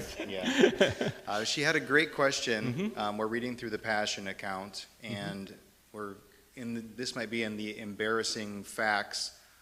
Why would the women bring spices to the tomb when the tomb's already sealed? How are they going to get in? Yeah, I don't know if that Are they question just has gonna been potpourri the outside, thought or of like- before. When did they bring the spices? You mean on Sunday morning? Yeah. Yeah, I don't know if they were thinking that the tomb would be opened and moved, the body moved, or what. Spices were normally put around a body to overpower the smell, quite obviously. But I don't know why they would bring them, unless for some reason they thought that they would have access to the body. Maybe they didn't know the tomb had been sealed. That's possible, right? Maybe the tomb was still open, they thought, and they could go in there and put more spices around the body. It doesn't say. All right? Thank you. All right, great question. Kids have the best questions. They do. Yes, sir. So my question is What's your related. name? Josh. Josh, go ahead. Related to slavery in the Bible, actually. Uh-huh. So I like to have conversations like you do. Obviously, not as well as you, but slavery comes up often, and I agree with a lot of what you say about indentured servitude and that type of thing in the Bible. We see that, but we also, I think, we see chattel slavery in the Bible in some way, like especially after the Israelites will raid, a town, kill the people, but to take the women, the children, and it says they take them into slavery, and then there's rules about not killing them, how you're going to be punished accordingly. So can you give some clarity to that and how to answer that well? Well, the best book on this topic is a book by Dr. Paul Copan called Is God a Vindictive Bully? And the first book he wrote was Is God a Moral Monster? The second, more up-to-date one is God a Vindictive Bully? So if you can only get one, get the second one. Okay. And I'd have to go look at what he says about that particular passage there. But remember, in ancient Near East, there were no police, there were no prisons. There was nobody to really keep the peace except the army that a tribe had. And that's just the way it was. This is why it wasn't just the Jews that did this, drive them out of the land or kill them all. That's what everybody did. That's how it was, because otherwise that same group would muster an army and come back and kill you. So it's just the nature of warfare and tribalism in the ancient Near East 3,000 years ago. That's just the way things were. So I don't know the passage you're talking about. I know that sometimes atheists will try and say, oh yeah, you could have the women to be your wives, as if the Jews could have premarital sex with people at any time just because they were captured by them, and that's not what the text says. They read that into it. That if somebody was to become a wife of an Israelite, they had a mourning period where you had to leave them alone, that kind of thing. So, and the laws that you read about in the ancient, or I should say in the Old Testament, were far superior to anything else in the ancient Near East. Also, we need to understand that the laws in the Old Testament that pertain just to Israel were not the ideal law for all time. In fact, Jesus even says that when he's talking about marriage in Matthew 19, when he says that Moses gave you a certificate of divorce because your hearts were hard, but it was not this way from the beginning. In other words, basically, Jesus is saying Moses caved a little bit to give you something that God didn't really want you to have, but he's trying to bring you along incrementally. And we could even apply that to today's time. Right now, as you know, in our country, there's this big issue over abortion, right? And there are some people who are pro-life out there who are saying, we need to pass a law that bans all abortion except for life of the mother, right? Now, optimally, because an unborn child is a human being, that would be right. But do you think that the populace is going to stand for that? The answer is no at this point. So what should you do? In my view, you ought to work incrementally. Try and reduce the number of abortions. Because if you can save some babies even if you can't save all of them. I'd rather save some than save none. And so that might be the way forward. We'll see. But you're not going to get a complete ban on abortion. You're not even going to get it in Florida, where Ron DeSantis passed a 6-week ban, anything after 6 weeks, okay? So that's better than the law they had previously. Work incrementally to get where you want to go. Continue to educate people as to the truth of the unborn, but until you can convince them, the best you can do is save some, even if you can't save all. Gotcha. What was the name of the book again? Is God a Vindictive Bully by Paul Copan, C-O-P-A-N. Okay, thank you. Yes, thank you. Yes, sir. Hi, Dr. Turek. My name's Adam, and I don't know how to reason back from this question or this thought if someone posed it. And I know God created this universe in which we have free will, and as I watched past videos in the minute-and-a-half video where he showed about how we know if there's evil and good, and God can't force us to love him. And I get that, and God knows who is going to be absent from him, and he knows who's going to be with him in heaven for eternity. Is it possible, how would I reason or come back if someone asked me this question? Is it possible for God to have created a universe, people, in which we still had free will, that was still going to sin, that would, Christ will, the same things, but all the people that he knew that were going to be created would choose him? Well, we just actually covered that on the most recent podcast, the I Don't Have Enough Faith to Be an Atheist podcast. Let me give you the short answer. You can go there for the longer answer. Is it logically possible that God can create a universe where everyone believes? Yes, it's logically possible. But it's probably not actually achievable with free creatures. Because even God can't force free creatures to do what he wants, because if he forces them, they're not free. So God creates a universe like this one where the maximum number of people are saved and the minimum number are lost, working through free will. Why does he give us free will? Because that's the only way we can have moral responsibility and love. He didn't want to make a bunch of robots, then we can't love. He's got to give us the capacity to either love him or reject him, and he does. So he creates a universe whereby the maximum number of people are saved and the minimum number of people are lost. And even the minimum number of people who are lost, they can still get God's will done. Like, for example, we had a guy on our podcast about a month ago, Tim Stratton, who's written a lot on this theological concept known as Molinism, which helps solve some of these, predestination, free will questions. And he had a friend of his who he had been witnessing to forever, who he actually tried to give this guy the I don't have enough faith to be an atheist book, and the guy said, it's written by a Christian, I won't read it. And then he just saw the guy recently, and the guy's a Christian. He said, what happened? And he said, well, I've been listening to Jordan Peterson. And the reason he's been listening to Jordan Peterson is because Jordan Peterson never really tells you what he believes, right? About God or no God or Jesus or, he appears to be working through it himself right now. And so he looks at Jordan Peterson as kind of an honest broker. And by reading Jordan Peterson and listening to Jordan Peterson, even though Jordan Peterson isn't a Christian, this guy's become a Christian, right? So here's Jordan Peterson, who's not a Christian, yet still bringing somebody to Christ, right? So God can still get his will done even when people don't obey him. God can draw a straight line with a crooked stick. And we're all crooked sticks.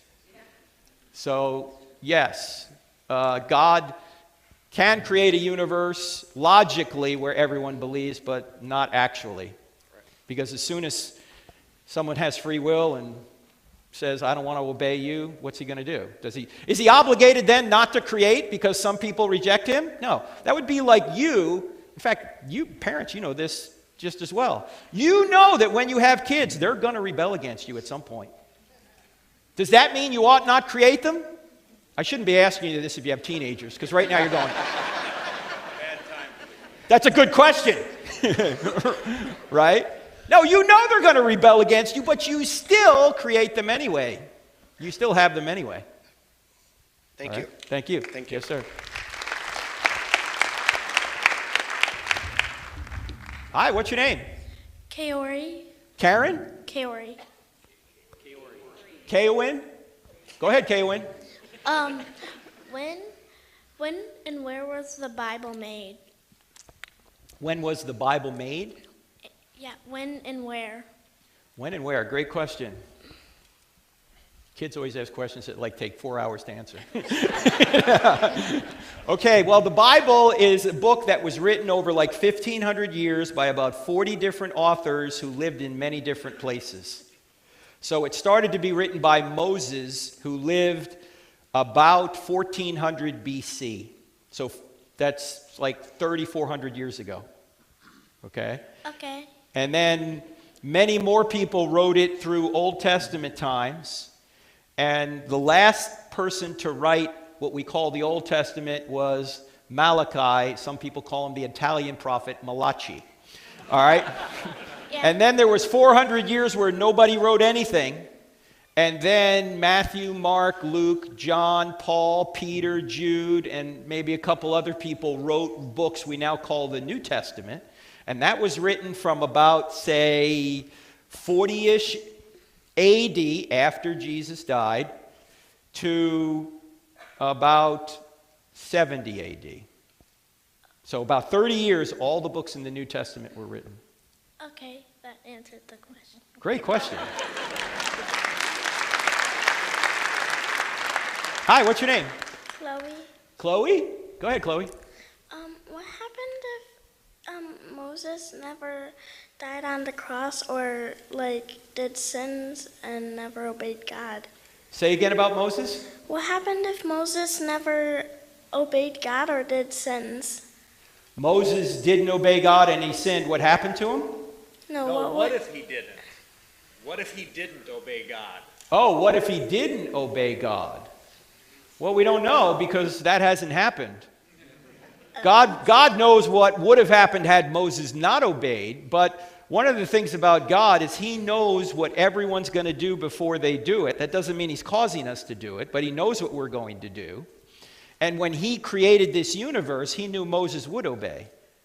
And he knew you would too, because you're going to obey your mom and dad, right? Oh, you should see the face on her. She's going,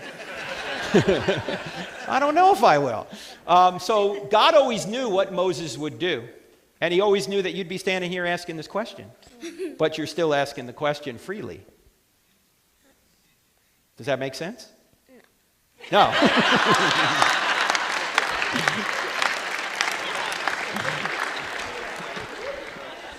I'll tell you, the kids are the toughest. They ask stuff nobody else asks, and they're really good questions. Hi, Yes. my name is CJ. And, CJ, go ahead. I was wondering, in Genesis it says that there was vegetation before light. So could it have been because in Revelation it says that God is the light bearer in heaven? Could it have been that caused the vegetation, or? Well, you see, this is one of the perplexities of the book of Genesis that many people have looked into and have studied in great depth.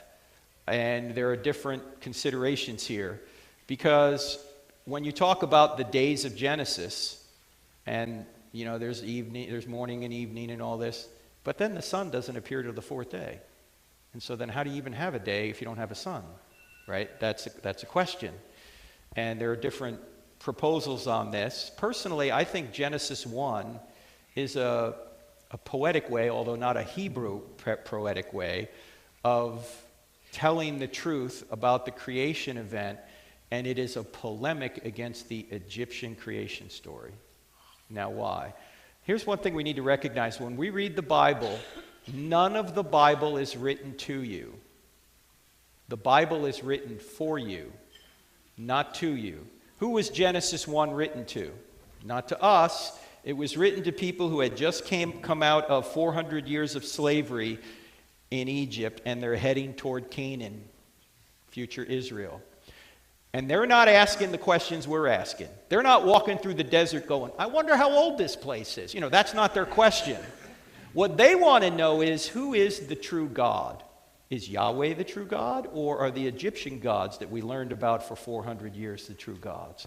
And when you look at the creation stories of the Egyptians, they have these pre-existent gods who just exist inside the universe, and they have to fight one another to bring order to chaos.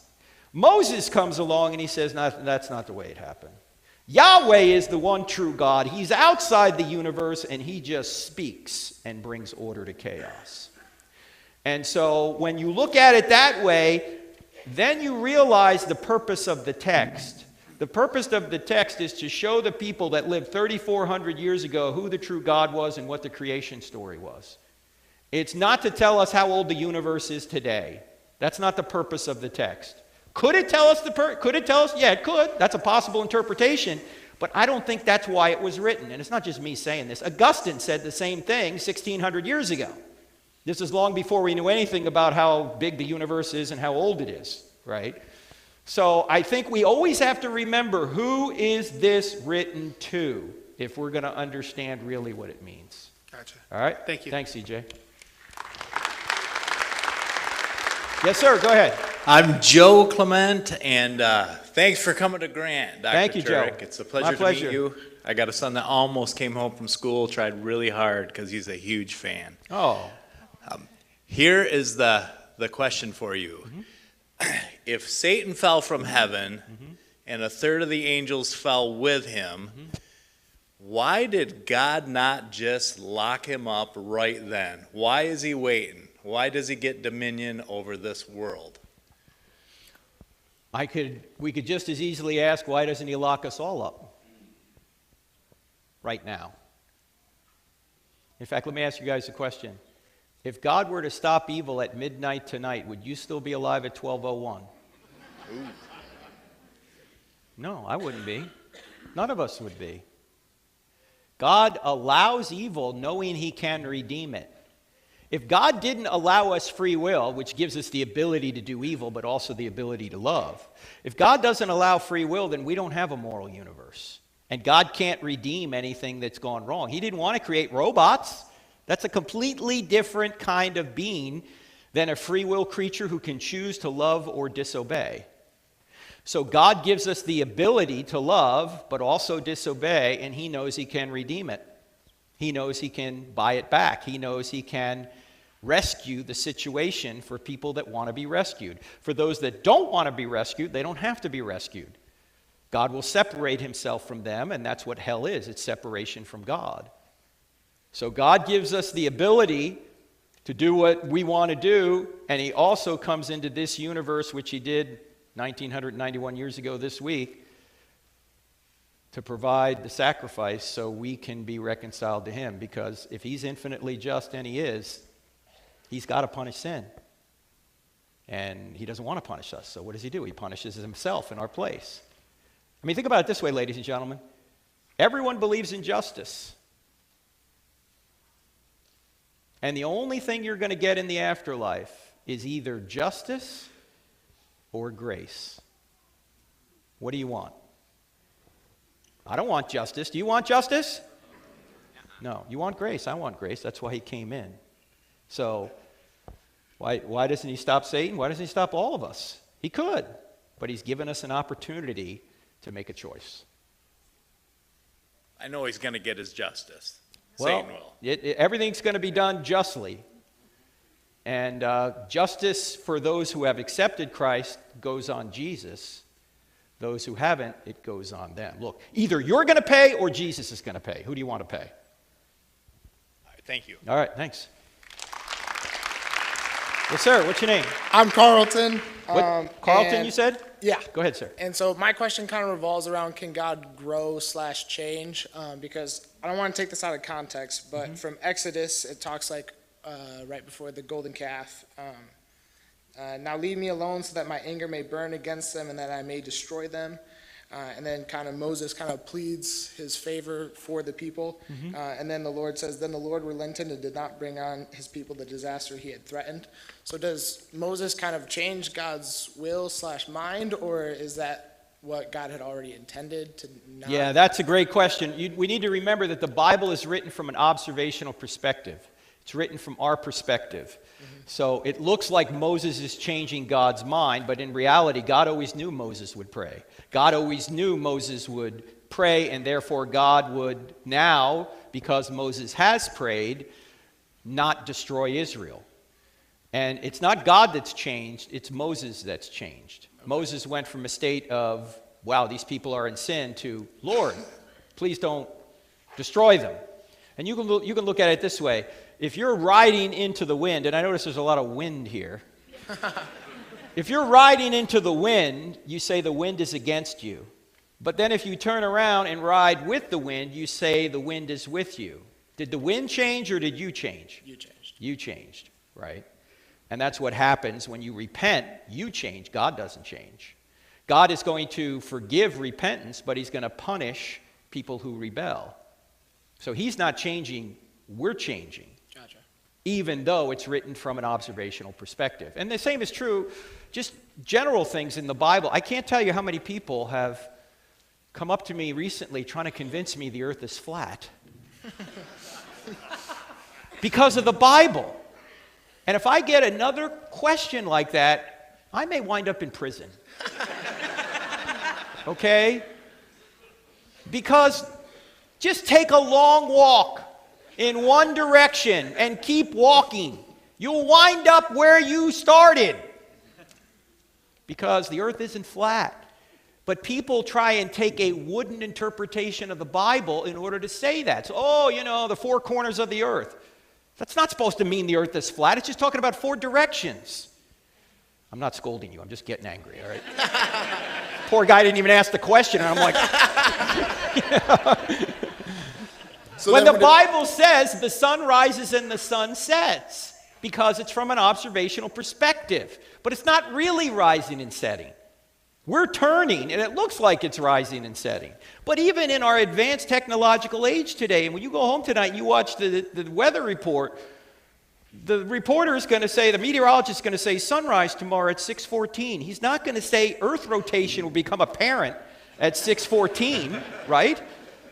The Bible uses language like we use language, observationally. So we need to keep that in mind. Awesome, thank you. All right, thanks. Yes, sir, go ahead. My name is Robert Brace. Hey, Robert. So I was wondering about the one-word difference between the description of Jesus Christ in Revelations chapter 22, verse 12. It's referred to him as the bright and morning star. And in Isaiah chapter 14, verse 12, it's referred to Lucifer as the morning star. I was just wondering. So you're trying to figure out what now? Who's the morning star apply to? Jesus or Lucifer? Right. We'd have to look at each of those passages in context and see what that means. I don't know because I haven't studied it recently. You're right. So, I think the hardest question. I just never found one person to answer that like on a full scale. So. Yeah, you'd have to really delve into it. But I'll tell you, there is a book that you ought to get on Bible issues, and it's written by my co-author, Dr. Norman Geisler. It's called The Big Book of Bible Difficulties. The Big Book of Bible Difficulties. And it goes through questions like this that might appear contradictory, even though they're not really contradictory. And both Geisler and Howe, there are two seminary professors, put this book together. They go over 800 of these throughout, from Genesis all the way to maps, the end of the Bible. And they deal with all these, so that their answer to that is probably in that book. All right. All right? And one more thing, if you don't mind. I'm not much of a flat earth believer, but I do have people amongst me that do believe in the idea.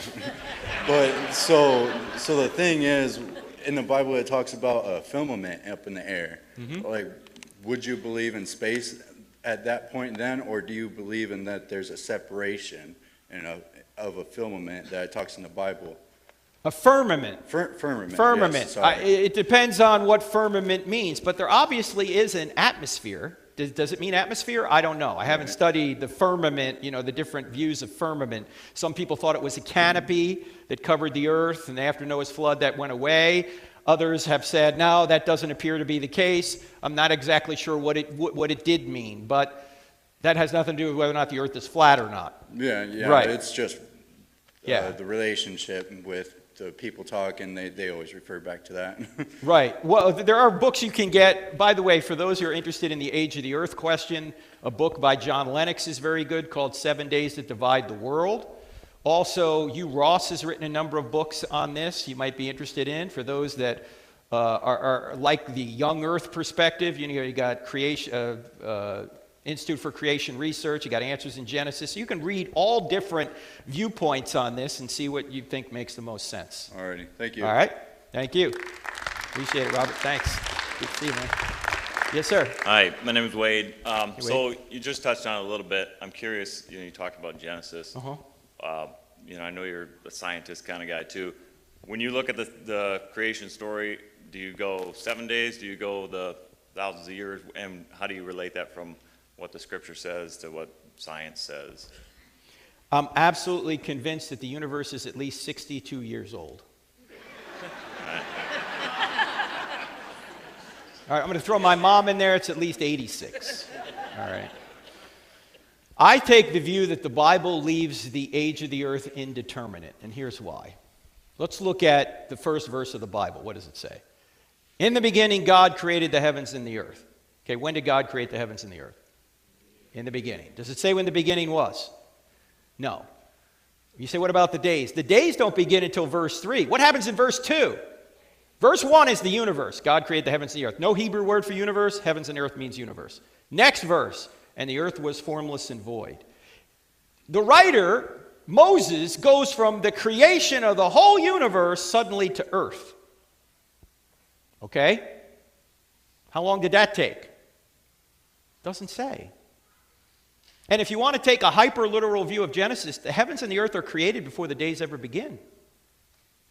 So, do the days have anything to do with the age of the earth then? Maybe, maybe not. So, I don't know. They could all be 24-hour days and the universe could still be 13.8 billion years old. Actually, we know the seventh day isn't 24 hours. Why? Because we're still in the seventh day. According to Hebrews 4, God rests on the seventh day, and we're still in it, which means the seventh day is longer than 24 hours. Well, maybe the other days are longer too. See, again, I don't think that was the purpose of the text, to tell us how old the what would be the advantage of knowing how old the universe is anyway?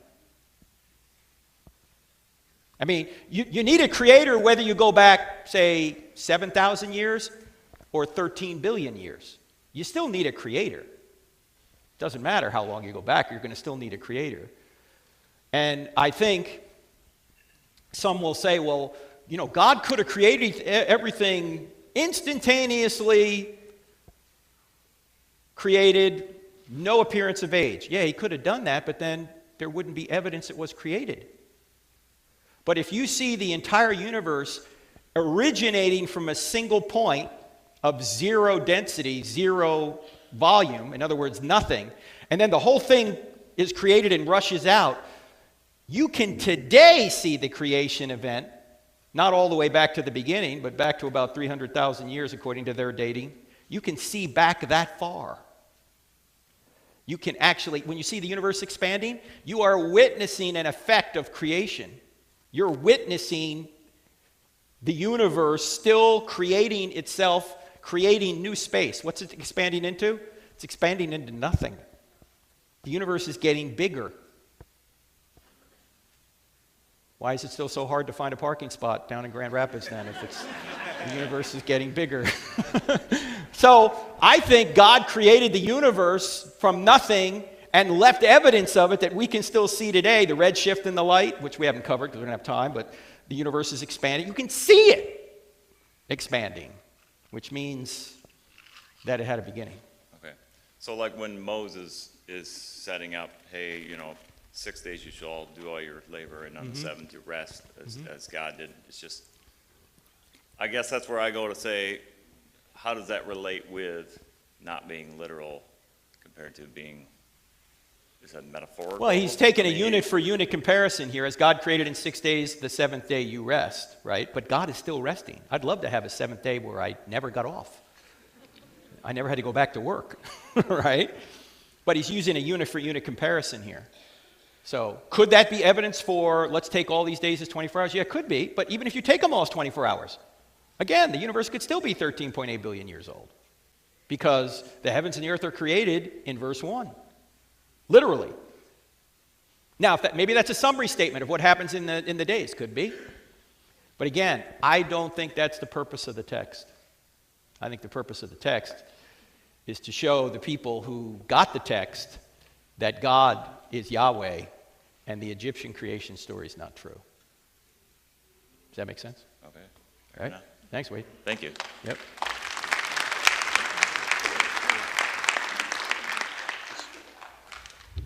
Hi, what's your name? My name's Harley Burton. Harley Burton, you said? Yeah. Go ahead, Harley.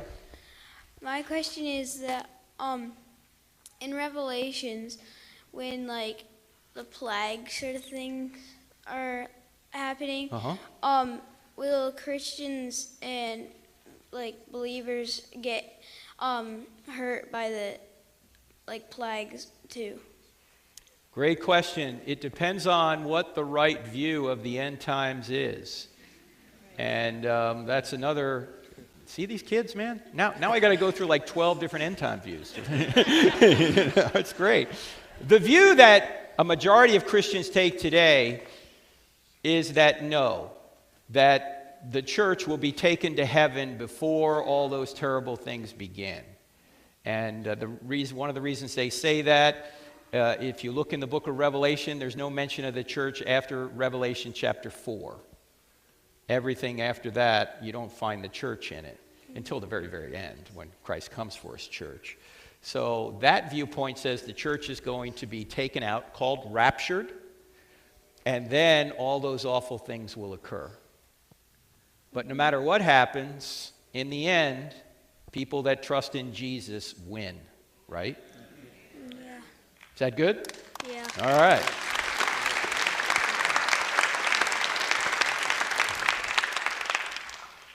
Yes, sir. Hey, my name's Malachi. Malachi, the Italian prophet Malachi. Yeah, Go not ahead. the author. Hey, watching recently I saw it from Alex O'Connor, but it's not unique to him in any ways. It's this notion that we don't actually have free will, that everything is just, even free will itself is an illusion. How do you like to address that? Well, that's what I spend a lot of time in the book Stealing from God. But if Alex, and I like Alex, he's a young atheist who's been studying Christianity, and he's probably about 24, 25 now, very sharp young man. And he's trying to say we don't have free will, but that's the basis That's a result of his materialistic worldview. But if we don't have free will, why should we trust what Alex says? Because he's not freely coming to that conclusion. The laws of physics are driving him to that conclusion. So if we don't have free will, there's no way of knowing it. Right? That's the problem. Let me show you something from C.S. Lewis that I think knocks this out of the park. And Lewis said everything well. Sometimes I show this in this presentation, but I didn't have time tonight. I want to show you what Lewis said about this idea that everything's made of molecules and we don't really have free will. We're just molecular machines. We're like moist robots. Here's what Lewis said. Basically, that atheism makes reason impossible. And it's a 2-slide quote, so stick with me on this. Here's what he said. He said, suppose there were no intelligence behind the universe. In that case, nobody designed my brain for the purpose of thinking. Thought is merely the byproduct of some atoms within my skull. But if so, how can I trust my own thinking to be true? But if I can't trust my own thinking, of course I can't trust the arguments leading to atheism and therefore have no reason to be an atheist or anything else. Unless I believe in God, I can't believe in thought, so I can never use thought to disbelieve in God. You see the point here? Yeah, Lewis is pointing out that atheism, materialistic atheism, has made reason itself impossible. And if reason is impossible, you can't do science. Why? Because you need reason to do science. So if we're just molecular machines, moist robots, there's no way of knowing that's true. Because we're robots. Do robots know? No. So I don't think Alex has thought through the implications of this. And I had a little radio debate with him back in London back in 2017, which you can see on his YouTube channel, where we discussed some of these things. And I'm hoping that Alex is getting closer and closer to theism. He appears to be, because he seems like he's honest, he's searching, and he's very smart. So hopefully he'll realize this is a self-defeating position, and it nullifies everything he says. Thank you very much. All right, thank you. Great, Malachi. Yes, sir. What's My your name? name's Mike. Hey, Mike. And I can't believe I'm sitting in front or standing in front of Frank Turek. I've talked to you about you for so long. Oh, well, thanks to different for people that I know. Did my mom call you and put you up to this? No. Or what? Okay. Actually, my son did. Oh, all right. He's sitting over there. Thanks, son. He's like, hey, Frank Turek, man, you got to go up there and ask him a question. So, of one question that's kind of been in my mind here recently, because I knew I was going to come here tonight, is along the lines of the moral argument for the existence of God, is that I can't remember if you were in a debate with an atheist one time, and he was trying to defend his position that morality was just developed by civilizations learning how to live with each other, and that's how it developed, and it didn't prove that there was a God at all. And I was curious if you could explain to us here what your position, why you believe that morality is rather it points to a moral lawgiver than it does that it developed from civilization, learning how to live with each other. Well, learning how to live with one another doesn't make it objective. It's just what people think they ought to do. But if there is no objective morality beyond humanity, then it's just one person's opinion against another, and you couldn't say the Nazis were wrong.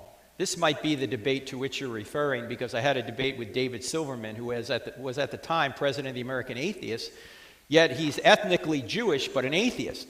So at one point in the debate I said, you know, if there's no God, David, then the Holocaust wasn't really wrong. And he tried to avoid that conclusion until I kept pressing him on it, and he finally admitted. He said, you're right, the Holocaust wasn't really morally wrong, according to him, according to atheism. And so I said to him, I said, David, if your worldview is telling you the Holocaust wasn't really wrong, you have the wrong worldview. In fact, it's been put this way. You know with more certainty that the Holocaust was wrong than you know that atheism is true. So why would you ever say, take the weaker position? Why not just say, well, the Holocaust was wrong, so God must exist, rather than trying to say that, oh, no, God doesn't exist? In fact, what evidence do you have for atheism? You don't really have evidence for atheism. What you have are complaints about the way God's running the universe. You know, there's too much evil in the world, or, you know, God doesn't appear enough to me, or that kind of thing. Those aren't arguments that establish atheism. They're questions about how God does things, but they don't mean God doesn't exist. In fact, you wouldn't know what evil was unless you knew what good was, and you wouldn't know what good was unless God existed, because what we mean by good is God's nature. If there is no God, there is no good, there is no bad. Things are just different, and even atheists like Richard Dawkins will admit this. He said, in a universe of blind forces, some people are going to get hurt and other people are going to get lucky, and there is no rhyme or reason to it. He said, we just dance to our DNA. Basically, you're a moist robot. You're just, and what you do, you do. You're not, it's not good or bad, it's just different. And so without God as the standard, nothing's good or bad. But you know, and I know, and everyone out here knows, like, for example, murder's wrong. Why do we know that? Because it comes from a source beyond us. It's not just my opinion or your opinion, it's really wrong. You guys can't stay for 4 hours? Where are you going? Gee. So there's much more in the book on that, Mike, but there's got to be a standard. Otherwise, everything's a matter of opinion. And the people who are saying, oh, morality just evolved, what they're essentially saying is that there is no real objective morality. That if, you know, if the Nazis want to murder Jews, that's up to them. Sure. Well, and it seemed like the atheist was trying to get to the argument of, well, we have a sense of greater good, what is good for society, and that's Yeah, but they're importing a moral law when they say that. What do you mean by good? No, yeah, right, well, Right? I agree. Which society, Mother Teresa's or Hitler's? Yeah, You know, Hitler, in his mind, was trying to do something good. He was trying to get rid of the weaker people, so because they were taking resources from the strong, and he wanted to create the uber race, the super race. So the best way to do that in his mind was get rid of the weaker people and take the resources that were going to them and give them to the Aryan nation. So within his little world, he was doing something good. He's like Thanos. Yeah. Or the World Economic Forum. Right. Same thing. Yeah, well, and that's, today we see kind of morality redefined, correct? I mean, seems like there are people that are saying that this is good, what I want to do, what I want to feel, what you addressed earlier, that's good, a good thing, and yet it's self-destructive, Sure at least it is. for most people see it that way. And so if morality evolved, then where are we at now? Well, not only that, if morality evolves, then it might evolve to the point where rape is good, because we have to propagate our DNA to survive, so shouldn't we rape, see? Right. And people are going to say, no, well, no, that's, sorry, this is your system, not ours, right? It's fatally flawed. Yes. All right, thank you, Mike. Appreciate it. Yes, ma'am, go ahead. Hi, I'm Monica. Hey. And Get a little closer if you would. You say Monica? Okay, yeah. Okay, Monica. go ahead. I had like a question about starting like a godly conversation with people who even you don't know if they do believe, and just having something where it won't. How do you start a conversation with someone you don't? How do you start a conversation? Well, I think a lot of times, these are people you know pretty well. Oh, okay. Well, if you know them pretty well, I think you can feel free to talk about any subject and say, hey, you know, what do you think about, where did the universe come from? What do you think about God? What do you think about the Bible? What do you think? Just see what they think about it. I mean, if you have a relationship with them, you can talk about any of these things, right? If you don't know them well, then it might be a little bit more difficult to get into that kind of conversation, because that's often seen as awkward in our society. But normally the way I start talking to people is, hey, where are you from? What do you do? You know, and just try and learn a little bit about them, and where'd you come from, and what do you think about this, and what do you think about, just try and ask a lot of questions. There's a book that a friend of mine wrote called Tactics. Greg Kokel has written the book, which is a great book that you can get, which will help you converse with people on issues like this. So you might want to pick up that book, Tactics. All right? All right, thank you. Yeah, thank you. Question? Yes, sir, go ahead. How's it going, Frank? Good. My name is Ross. Hey, Ross. I've actually chatted with you a few times on the Cross-Examine Community app. Oh, yeah. It's nice to meet you Yeah, in person. You too. So this is more of like a for fun question, just general curiosity. if you had to do a 3-verse-3 debate against the top 3 atheists and it'd be televised over the world, what other 2 Christian apologists would you want on your side? Oh, well, you got to have William Lane Craig. He is the most skilled debater of any Christian. And it depends on who you're going up against. You know, I don't know who would be on the other side, but certainly William Lane Craig would be one of them. And then, there's so many others to pick from. Probably, if I could, I'd bring John Lennox along. Because John Lennox, you can't not like John Lennox. I mean, John Lennox is like your favorite uncle who's always smiling and giving you treats, you know? So, and he's just got a way about him, and he's brilliant. So it would probably be John Lennox and William Lane Craig. Awesome. Thank you. All right, thank you. Yes, sir. Hello, Frank. My name is Jeremiah, and I had a question. I was watching the Cross-Examined YouTube channel probably a month ago in class, and there was a young man named Cody who you did a number of, I guess, debates with. But I was just kind of curious, did you ever get in contact with him? Because he kind of reminds me of a lot of my friends, and I don't know. I'm just curious, like, did you ever actually get in contact with him? Well, actually, Jeremiah's referring to a young man who asked a lot of questions. It was actually only at one event. He just kept getting to the back of the line and kept asking questions. It was at the University of Nebraska, and I think it was in Omaha or Lincoln, one of the two. And this was before COVID, so it's like 2019. And no, he didn't give me his contact info, but he asked about 3 questions, I think, and they all kind of made our short question and answer thing on our YouTube channel. So if you go to our YouTube channel and hit the search button and look for Cody, you'll find him. He's kind of a fun atheist. Yeah. Thank you. All right. All right. Final question. Here it is. And then Dave, one more. And then Dave, you take over. All right. Yeah. Hi. Yes, sir. My name is John. Yes, sir. I have a question. If Judah had not betrayed God, someone should have been doing it, right? If Judah what? Had not betrayed God. Not betrayed God. Oh, Judas had not betrayed God. Yeah. Okay. So someone should be doing it, right? Like, if not Judah, someone. Well, let me continue that. Because God knows who will do it anyway, since it's plan and purpose to be fulfilled. I didn't get that. It's hard for me to hear up here because I don't have a monitor. But okay. Because God knows who will do it anyway, since it's His plan or prophecy to be fulfilled. When God elected to create this universe, He knew how it would turn out because He knows all things. If He had elected to create another universe, He would have known how that would have turned out. This is called middle knowledge. He knows every possible contingency. It's part of this theological system of thought called Molinism, right? He knows every possible contingency.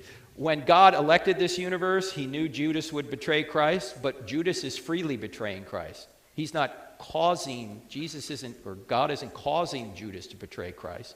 He just knows that if He creates this universe, Judas will betray Christ. Okay, so then what is the context, prophecy versus free will then in this case? What is the prophecy? Versus free will.